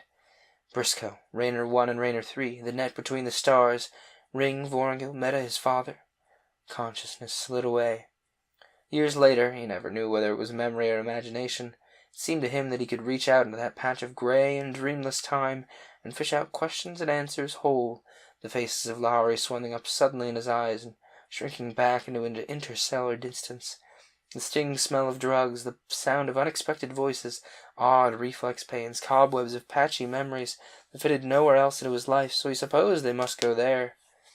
He only knew that there was a time that he didn't remember, and then a time when he began to think there was such a thing as a memory, and then a time when he floated without a body, and another time when the path of every separate nerve in his body seemed to be outlined, a shimmering web in the grey murk. There was a mirror and a face. There were blotchy worms of light like the star trails of peaking warp drive through the viewport, colors shifting and receding, a green star, the red eye of Antares. When the peak point faded, his mind began to decelerate and angle slowly down and down to the field of awareness. He became fuzzily aware that he was lying full length on a sort of couch. He shook his head groggily, and it hurt him. He sat up, and that hurt too. A hand closed gently around his elbow, and he felt the cold edge of a cup against his sore mouth. "Take a sip of this." The liquid felt cool on his tongue, evaporating almost before he could swallow. The fumes seemed to mount inside the root of his nose, expanding tremendously inside his head and brain. Abruptly, his head was clear, the last traces of his grey fuzz gone. "When you feel able, the High Council will see you." Bart blinked. As if exploring a sore tooth with his tongue, his mind sought for memories, but they all seemed clear, marshalled in line. The details, clear and unblurred, of his voyage here, his humiliation and resentments against the Lahari. They could have changed my thinking, my attitudes. They could have made me admire or be loyal to the Lahari. They didn't. I'm still me. I'm ready now. He got up, reeled, and had to lean on the Mentorian. His feet didn't seem to touch the ground in quite the right way. After a minute he could walk steadily, and followed the Mentorian along a corridor. The Mentorian said into a small grill, "The vegan Bartol, alias Bart Steele." And after a moment the doorway opened. Inside a room rose, high, domed, vaulted above his head, white as opalescent, washed with green. For a moment, while his eyes adjusted to the light, he wondered how the Lahari saw it. Beyond an expanse of black, glassy floor, he saw a low semicircular table, behind which sat 8 Lahari. All wore pale robes with high collars that rose stiffly behind their domed heads. All were old, their faces lined with many wrinkles, and 7 of the 8 were bald as the hull of the Swiftwing. Under their eyes he hesitated, then unexpectedly pride stiffened his back. They should have done a better job of brainwashing if they expected him to skulk in like a scared rabbit. He held his head high and moved across the floor step by steady step, trying not to limp or display that he felt tired or sore. "You're human. Act proud of it." No one moved until he stood before the semicircle of ancients. Then the youngest, the only one of the 8 with some trace of feathery crest upon his grey head, said, "Captain Vorongil, you identify this person?" "I do," Vorongil said, and Bart saw him seated before the High Council. To Bart, the Lahari captain seemed a familiar, almost friendly face. "Well, Bart Steele, alias Bartol, son of Berihun," said one old Lahari, "what do you have to say for yourself?" Bart stood silent, unmoving. What could he say that wouldn't reveal how desperately alone, how young and foolish and frightened he felt? All his brave resolution seemed to drain away before their old, gnomish faces. Here he had been thinking of himself as a brave spy, a gallant fighter in humanity's cause, and what not, and now he saw himself for what he was, a reckless boy meddling in affairs too big for him, and he lowered his eyes. "We have read the transcript of your knowledge. There is little in it that we do not know. We are not, of course, concerned with human conspiracies unless they endanger Lahari lives.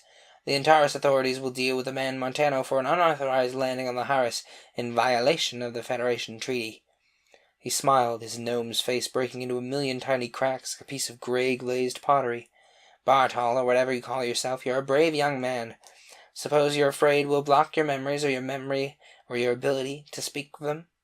Bart nodded, gulping. Did the old Lahari read his mind? "A year ago we might have done so. Captain Vorongil, you'll be interested to know that we've discussed this in council. Your recommendations have been taken. The secret that humans can endure star drive has outlived its usefulness. For good or ill, it is secret no longer. We cannot possibly eliminate all the old records or the enterprising people who hunt them out. The captain who had David Briscoe killed, under the mistaken notion that this would excuse his own negligence in letting Briscoe stay away in his ship, is undergoing psychotherapy and may eventually recover. As for the rest, Bart Steele, you know nothing that is a danger to us. You don't know the coordinates of the world, of our world, or even in which galaxy it's located. You don't know where we secure the catalyst your people seek. In fact, you know nothing that is not soon to become common knowledge. In view of that, we've decided not to interfere with your memories. Talk as much as you like," added another of the ancients, "and may your memories of this voyage help in understanding between the Lahari and other human races. Good fortune to you." "There is another side to this. You've broken a treaty between Lahari and man. We've dealt with you as the laws required. Now your own people must do so. You must return with a Swiftwing to the planet where the violation originated." He consulted a memorandum. "Procyon Alpha. There you and the Man Raider 3 will face charges of unlawful conspiracy to board a Lahari ship in violation of intergalactic trade treaties. Captain Vorongil, will you be responsible for him?" "So I've lost," Bart thought drearily. "I didn't even learn anything important enough for them to suppress." There was a strange wounded pride in this. After all this trouble, he was being treated like a little boy who has used a great deal of enterprise and intelligence to rob a cookie cupboard, and for his pains is sent home with a stolen cookie in hand. Vorongil touched his arm. "Come, Bartol, I'm taking you back to the Swiftwing. I don't have to treat you like a prisoner, do I?" Numbly, Bart gave what the old Lahari asked, his word of honor, and did not attempt to escape. Escape? Where to? Or to attempt to enter the drive chamber of the Swiftwing while they were still among the Lahari worlds. As they left the council hall, Bart, in a gesture of despair, covered his face with his hands. As he brought them down, he found himself staring at them, transfixed. The fingers looked longer and thinner than he remembered them, but they were his own hands again. The nails seemed faintly thick and ridged. There was a still faint greyish tinge around the pale flesh color, but they were his human hands. Unmistakably. He felt of his nose and ears, and fumbling fingers raised his hand and touched the very short, crisp hair growing on his newly shaven skull. "You fool!" said Vorongil the Mentorian, in disgust. "Why didn't you tell him what the medics had done for him?" "Easy, Bartol." The old Lahari's arm tightened around his shoulder. "I thought they'd told you. Somebody come here and give the youngster a hand." Later, in the small cabin, it had been Rugel's, which was to be his prison during the return voyage of the Swiftwing, he had a chance to study his familiarly strange face. He had thought that only a short time, an hour or so, had elapsed between the time he was drugged and the time they took him before the council. Later, from what he learned about the dispatch schedules of the Swiftwing, he realized that he had been kept under sedation for nearly 3 weeks while his face and hands healed. As Rainer 3 had warned, the change was not altogether reversible. Studying his face in the mirror, he could still see a hint of something thin, strange, alien in the set of his features, the nose and chin somewhat too pointed, elfin to be human. His hands would always be too long, too narrow, too supple. For the rest, he looked grim, older. He could never go back to what he had been before he became a Lahari. It had left its mark on him, forever. Before the Swiftling outbound, Vorongil came to his cabin. "You've seen very little of our world," he said, diffidently. "I have permission for you to visit the city before we leave Council Spaceport." "You think you can trust me?" Vorongil said gravely, without humor. "The question doesn't arise. You don't know the coordinates of this world, and you have no way of finding them. Within those limitations, you're an honored guest here. If it give you any pleasure, you're welcome to see as much of Council Planet as time permits." It seemed, through Vorongil's kindness, the old Lahari sensed his bitter defeat. Nothing was to be gained by sulking in his cabin, a prisoner, yet opportunity which no human except perhaps the Mentorians had ever had, which perhaps no human would ever have again. He might as well take advantage of it. Ring and Meta seemed startled at his new appearance, but Meta instantly held out her hands, clasping his face quickly and warmly. "Bart, I wondered what your real face looked like, but I think I'd have known you anyhow." Ring surveyed him wonderingly and shook his head. "Say something, so I know you're the Bartol." Bart held out his arm, less gray by the day as the drug wore out of his system. The thin line of the scar was still on it, and he raised his forefinger lightly to the fine line on Ring's cheek. "I couldn't return that now, so let's not get into any more fights." Ring laughed and gave him a rough, affectionate shove. "You're Bartol, all right." Even his sense of defeat vanished in wonder as they came out into the great spaceport. He saw now that the Lahari spaceports and human worlds were built to create, for the spacemen so far from their native worlds, some feeling of home. But everything here was so vast as to stagger the imagination. There were miles and miles of the great ships, lying strewn like pebbles on this monster beachhead in his face, bearing the strangeness of a million far-flung stars. He gaped like a child. Above them, the burning brilliance of a star gave strange glow and color to the crystal pylons. What color was the star? He turned to Meta, irritated at his inability to be sure. "Meta, what color is the sun? I've been all around the spectrum. It's not red, blue, green, orange, violet." He broke off, realizing what he'd said and what he'd seen. "An eighth color," he finished, anticlimactically.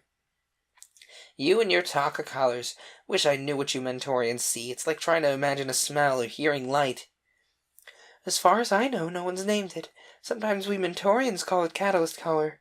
I think only Mentorians can see it as a separate color." "So what? What are we going to do, chatter about light waves or see the city?" Bart acquiesced, trying to sound eager, but a wild excitement was gusting up in him. He dutifully pretended fascination with the towers, the many-leveled roads, the giant dams and pylons, but his thoughts were racing. The eighth color. There can't be too many of the suns of this color, or they've named it and known it, and telescopes can find it. Could success be salvaged, then, at the very edge of failure? Maybe he need not go empty-handed, empty-eyed from the Lahari worlds. They dismissed him, scornfully, stolen cookie in hand, but maybe it would be a bigger cookie than they dreamed. The exhilaration lasted through the tour of the port, through the heavy surge of acceleration which brought them up, out, and away from Council Planet. Bart, confined in Rugel's cabin, hardly felt like a prisoner, his mind busy with schemes. I'll study star maps and spectroscope reports." It lasted almost 2 days of ship time. They were readying for acceleration 2 before he came, figuratively, down to Earth. To pick one star out of trillions, not even in his own galaxy? It'd take a lifetime. He didn't even know which of the 4 or 5 spiral nebulae in the skies of the human worlds was the Lahari galaxy. A lifetime? 100 lifetimes wouldn't do it. He might have known. If there'd been 1 chance in the odd billion of his making any such discovery, the Lahari would never have given Vorongil permission for the intruder to visit the planet at all. He'd have returned to the Swiftwing as he'd been taken from it, by closed car, imprisoned, maybe even drugged until he was safely back into the human worlds again. He was under parole not to enter the drive chamber, and sure he would be stopped if he attempted it anyhow, but when Acceleration 1 was completed, he went out to the viewport in the recreation lounge, and nobody threw him out. He stood long, looking at the unfamiliar galaxy of Lahari stars, the unknown, forever unknowable constellations, with their strange shapes, stars green, gold, topaz, burning blue, sullen red, and the great strangely colored receding sun of the Lahari people, known to them by the melodious name of the Kye&I, which meant simply the sun. It was their first home. Where had he seen that color? In the stolen glimpse of the Lahari ship landing long ago. Of all the colors in the space, this one he would never know. He turned away from the unsolvable riddle of the strange constellations and went to his cabin to dream of the green star Meristem, where he'd first plotted known coordinates for a previously unknown world, and to wander in baffling nightmares where he fed jagged, star-colored pieces of hail into the ship's computer and watched them come out as tiny paper doll spaceships with a letterhead of 8 colors printed neatly across their sides. After the warp drive shift, Vorongil came to his cabin, this time crisp and businesslike. "We're back in your galaxy, among the stars you know. We have no passenger space on the Swiftwing. We had to ship out without replacing Rugal, which means we're short 2 men. I've got no authority to ask this of you, but would you like your old job back for the rest of the voyage?" Bart glanced at his human hands. "We've carried Mentorians as full-ranking astrogators. There don't happen to be any on the Swiftwing, but there's no law about it." "I won't accept Mentorian terms, Vorongil." "I wouldn't ask it. You worked your way outward on this run, and the High Council didn't see fit to erase those memories or inhibit them. Why should I? You want it or not?" Did he want it? Until this moment, Bart had not identified the worst of his pain in defeat, to travel as a passenger or supercargo, when once he had been part of the Swift Ring. Eventually, literally, he ached to be back with it again. "I do, Rico Mori." "Very well. See that you turn out next watch." He spun round and walked out. His tone was no longer gently indulgent, but sharp and distant. Bart, at first surprised, suddenly understood. Not now a prisoner, a passenger, a guest on the Swiftwing. He was part of the crew again, and Vorongil was his captain.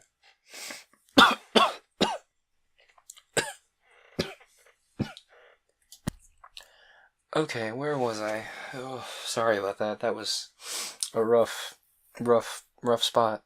The Lahari crew were oddly constrained at first, but Ring was the same as always, and before long they were almost on old terms. With every watch, it seemed, he was building a bridge between the man and the Lahari. They accepted him. But for what? Something might come in the far future of his acceptance, but he wouldn't get the benefit of it. This would be his only voyage. After this he'd be chained again, crawling from planet to planet on a single sun.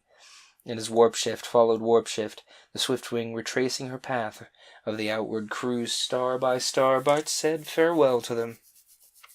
One day at last he stood at the viewport, watching Procyon Alpha nearing. A year ago, frightened, terribly alone, still unsteady on his new Lahari muscles, and terrified by the monsters that were his shipmates, he had watched these old planets spinning away.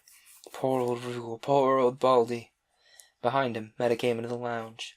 "Bart." "It won't be much longer, Meta. Tomorrow I'll find out what the Federation's going to do to me. Conspiracy unlawfully to board, and all the rest of it. Even if I don't go to a prison planet, I'll spend the rest of my life chained to Vega." "Doesn't have to be that way." "What other choice is there?" "You're half Mentorian," she said, raising her eager face.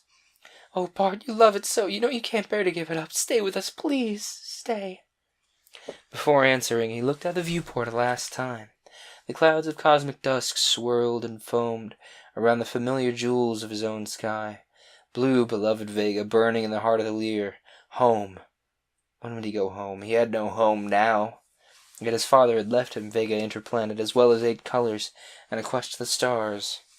He searched for the topaz of Sol, where he had learned the astrogation, Procyon, where he had become a Lahari, the ruby of Aldebaran. Hail and farewell, David Briscoe. the bloodstone of Antares, where he'd learned fear in the shape of integrity, the colors, the unknowable colors of space, and others, nameless stars where he and his Lahari shipmates had worked and played, but stars he had never seen and would never see, all the endless worlds beyond worlds, and stars beyond stars. He took a last longing look at the colors of space, and then turned his back on them, deliberately giving them up. He couldn't pay the price the Mentorians paid. No, Meta. The Mentorian way is one way, but I've had a taste of being one of the masters of space. It's more than most men will ever have. Maybe it's more than I deserve. But I can't settle for anything less. Not if it means losing you.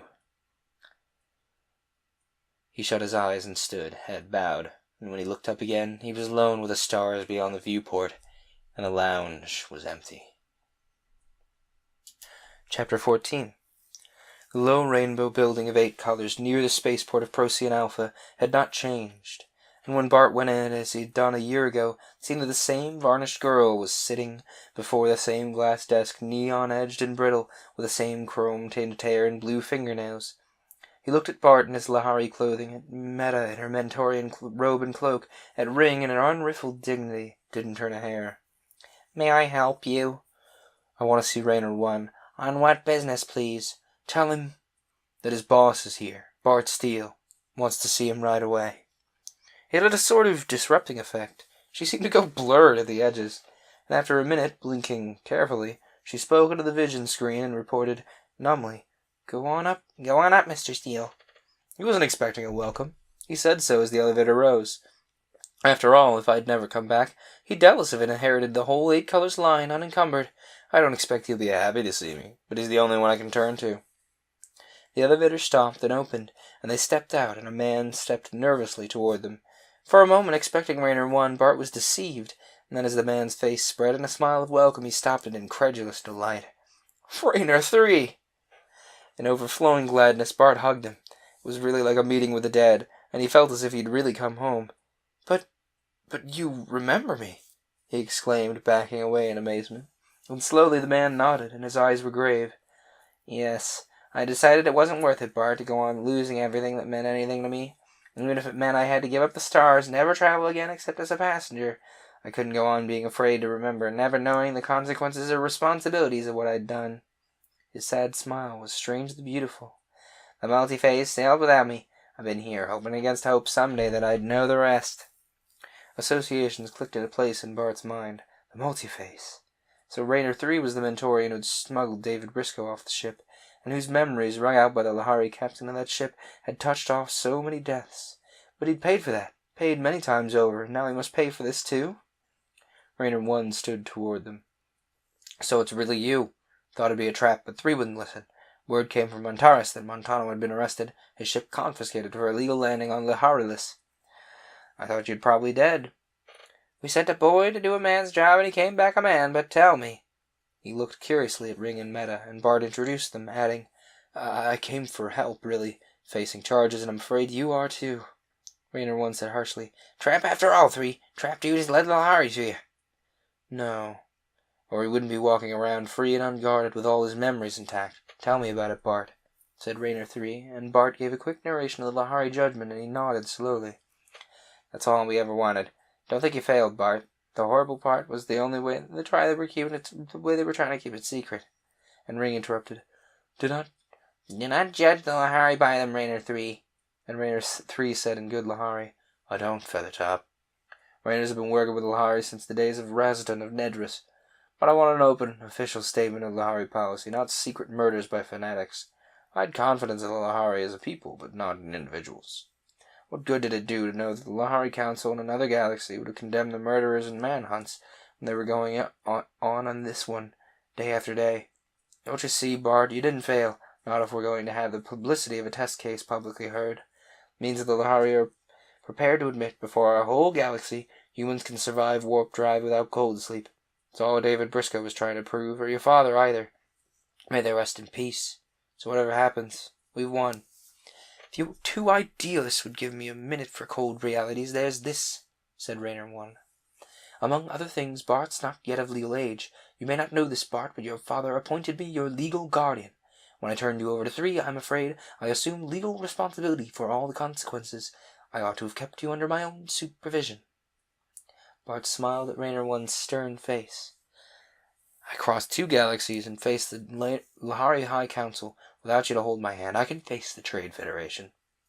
Naturally, I will be responsible for your defense." "I don't need a defense," Bart said, turning to Raynor 3 and meeting his eyes. "I'm going to tell the truth and let it stand. Don't worry. I'll make sure they don't hold you responsible for my actions. Another thing. Some lunatic from Capella arrived here and all but accused me of having you murdered. Do you know a Tommy Kendron?" "Do I know one? Tommy's here? Quick, where do I get in touch with him?" An hour later they were all gathered at Raynor 3's country house. The talk went on far into the night. Tommy wanted to know everything, and both Raynors wanted to know every detail of Bart's year among the Lahari, while Meta and Ring were both curious about how it had begun. Bart tried to forget that the next day might bring trouble, or perhaps even imprisonment. The Lahari Council had told him to talk as much as he liked about his voyage, and this may be his only chance. When he'd finished, Tommy leaned forward and gripped Bart's hand tightly. "You make them sound like pretty decent people," he said, looking at Ring. "A year ago, if you told me I'd be here with a Lahari spaceman and a bunch of Mentorians, I'd have never believed it." "Nor I, that I would be as a friend under a human roof. But a friend to Bart's my friend also." He touched the faint, discolored scars on his brow, saying softly, "But for Bart, I wouldn't be here to greet anyone, man or Lahari, as a friend." "So, you haven't failed, even if you didn't discover the secret of the 8th color." But a sudden blinding light burst over Bart as Ring moved his hand to the scars. Once again he searched a cave beneath the green star, where Ring lay unconscious and bleeding, and played his Lahari light fearfully over a waterfall of colored minerals. And there was one whose color he couldn't identify. Red, blue, violet, green, none of these. The color of an unknown star in an unknown galaxy, the shimmer of a landing Lahari ship, the color of an unknown element and an unknown fuel. The secret of the 8th color," he said, and he stood up, his hands literally shaking in excitement. "I'm an idiot. No, don't ask me any questions. I could still be wrong, but even if I go to a prison planet, the 8th color isn't a secret anymore."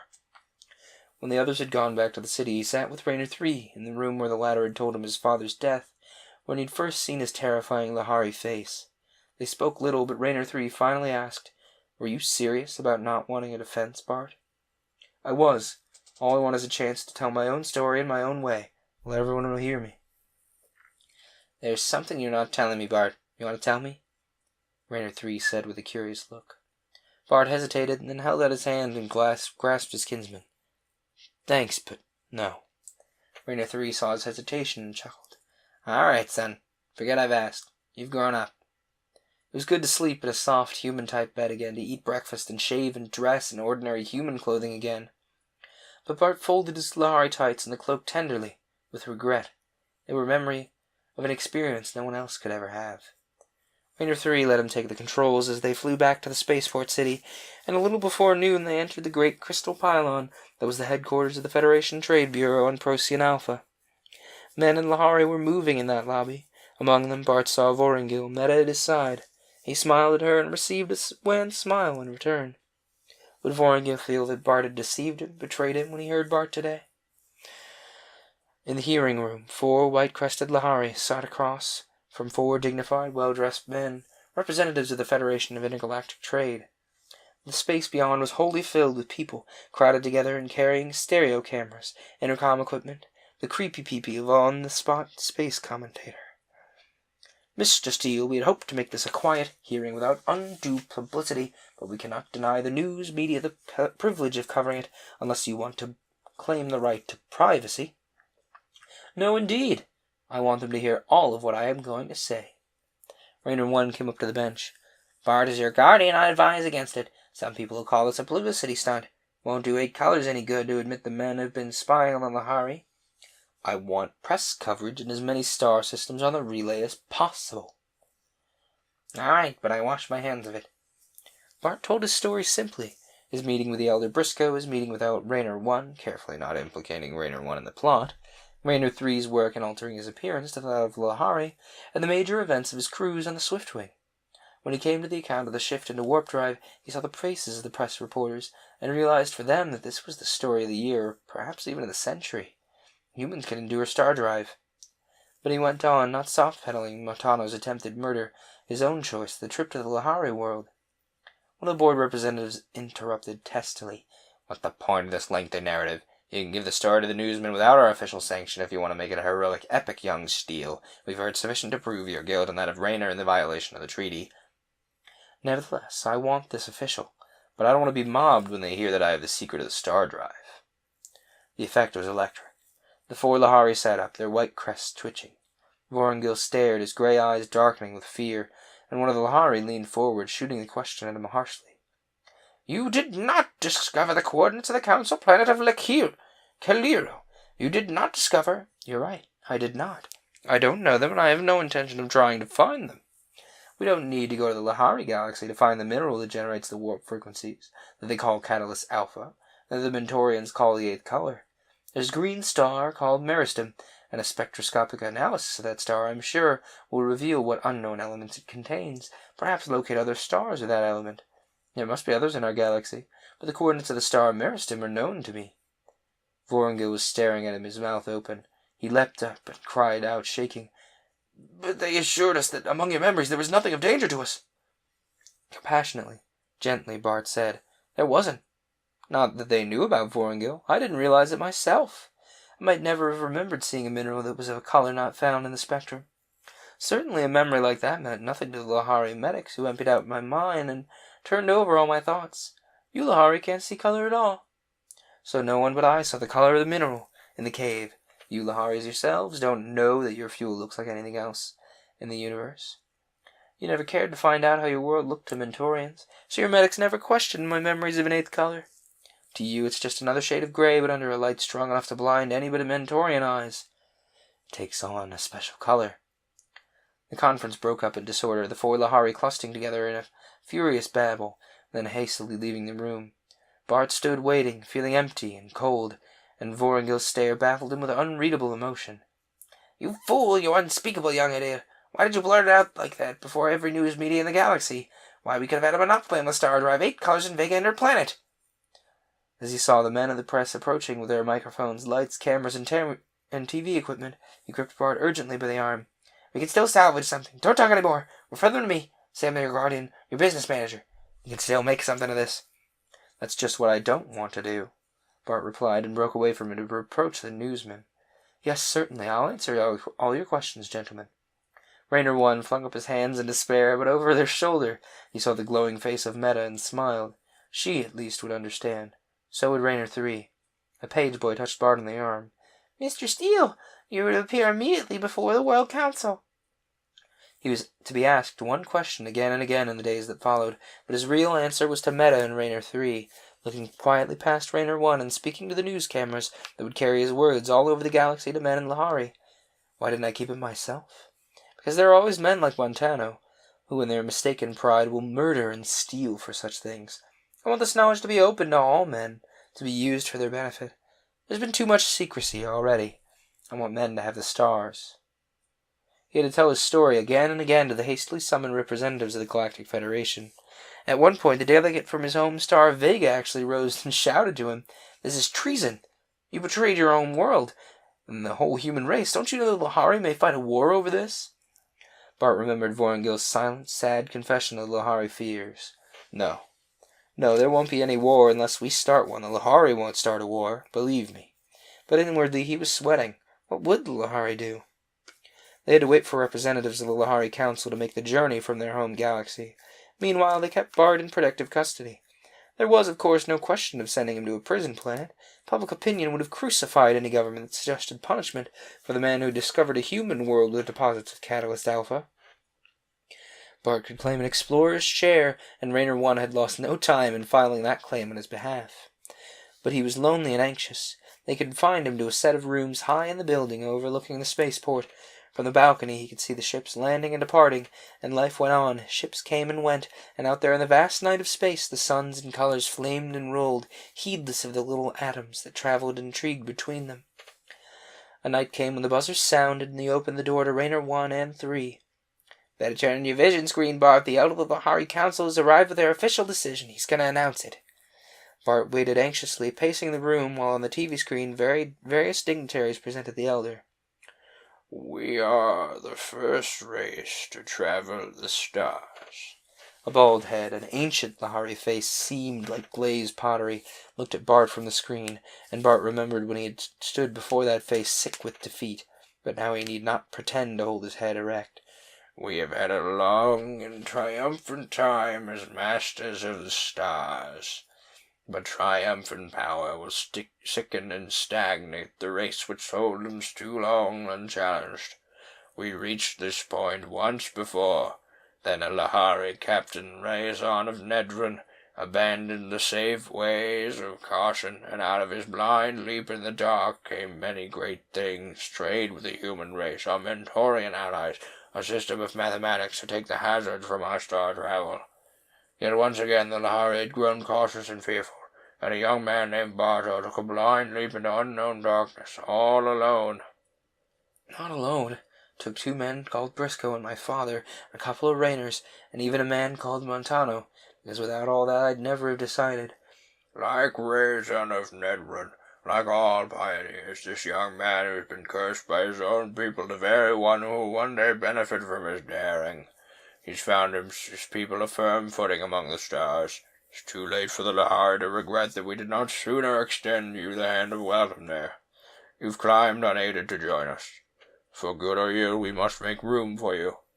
But there is room for all. Competition is the lifeblood of trade. We feast for the future without fear, knowing that life still holds many surprises for the living.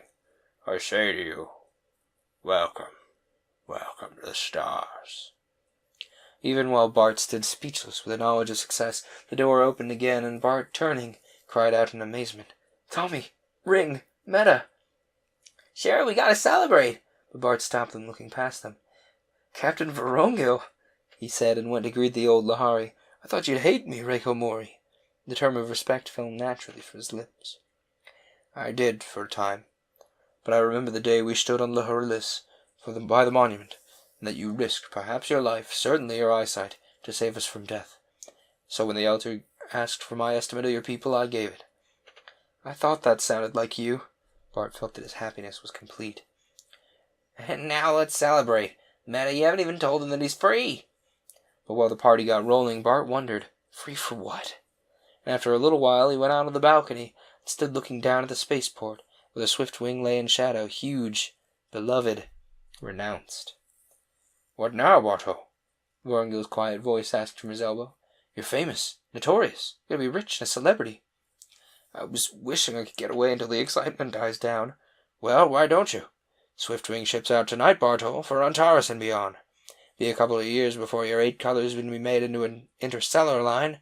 As Raynor once said to me several times, you'll have to handle all those details. You're not of age yet."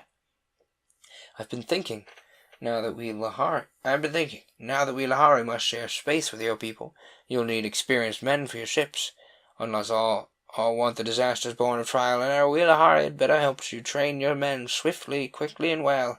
I want you to go back on the Swiftwing with me, not as an apprentice, but a representative of the 8 colors.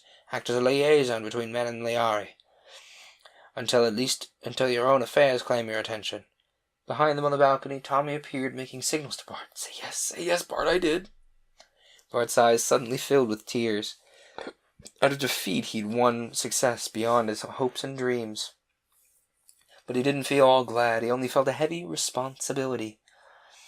Whether good or bad came of the gift he'd snatched from the stars would rest in large measure on his own shoulders. He was going back to space to learn the responsibility that went with it. "I accept." "Oh, boy!"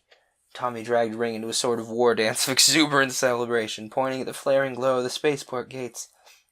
"Here, by the grace of the Lahari, stands the doorway to all the stars. Well, maybe you were here first, but look out, we're coming!" A doorway to the stars. Bart had crossed that doorway once, frightened alone. Dad, if you only knew. The first interstellar ship of the 8 colors was to bear the name Rupert Steele, but that was years in the future.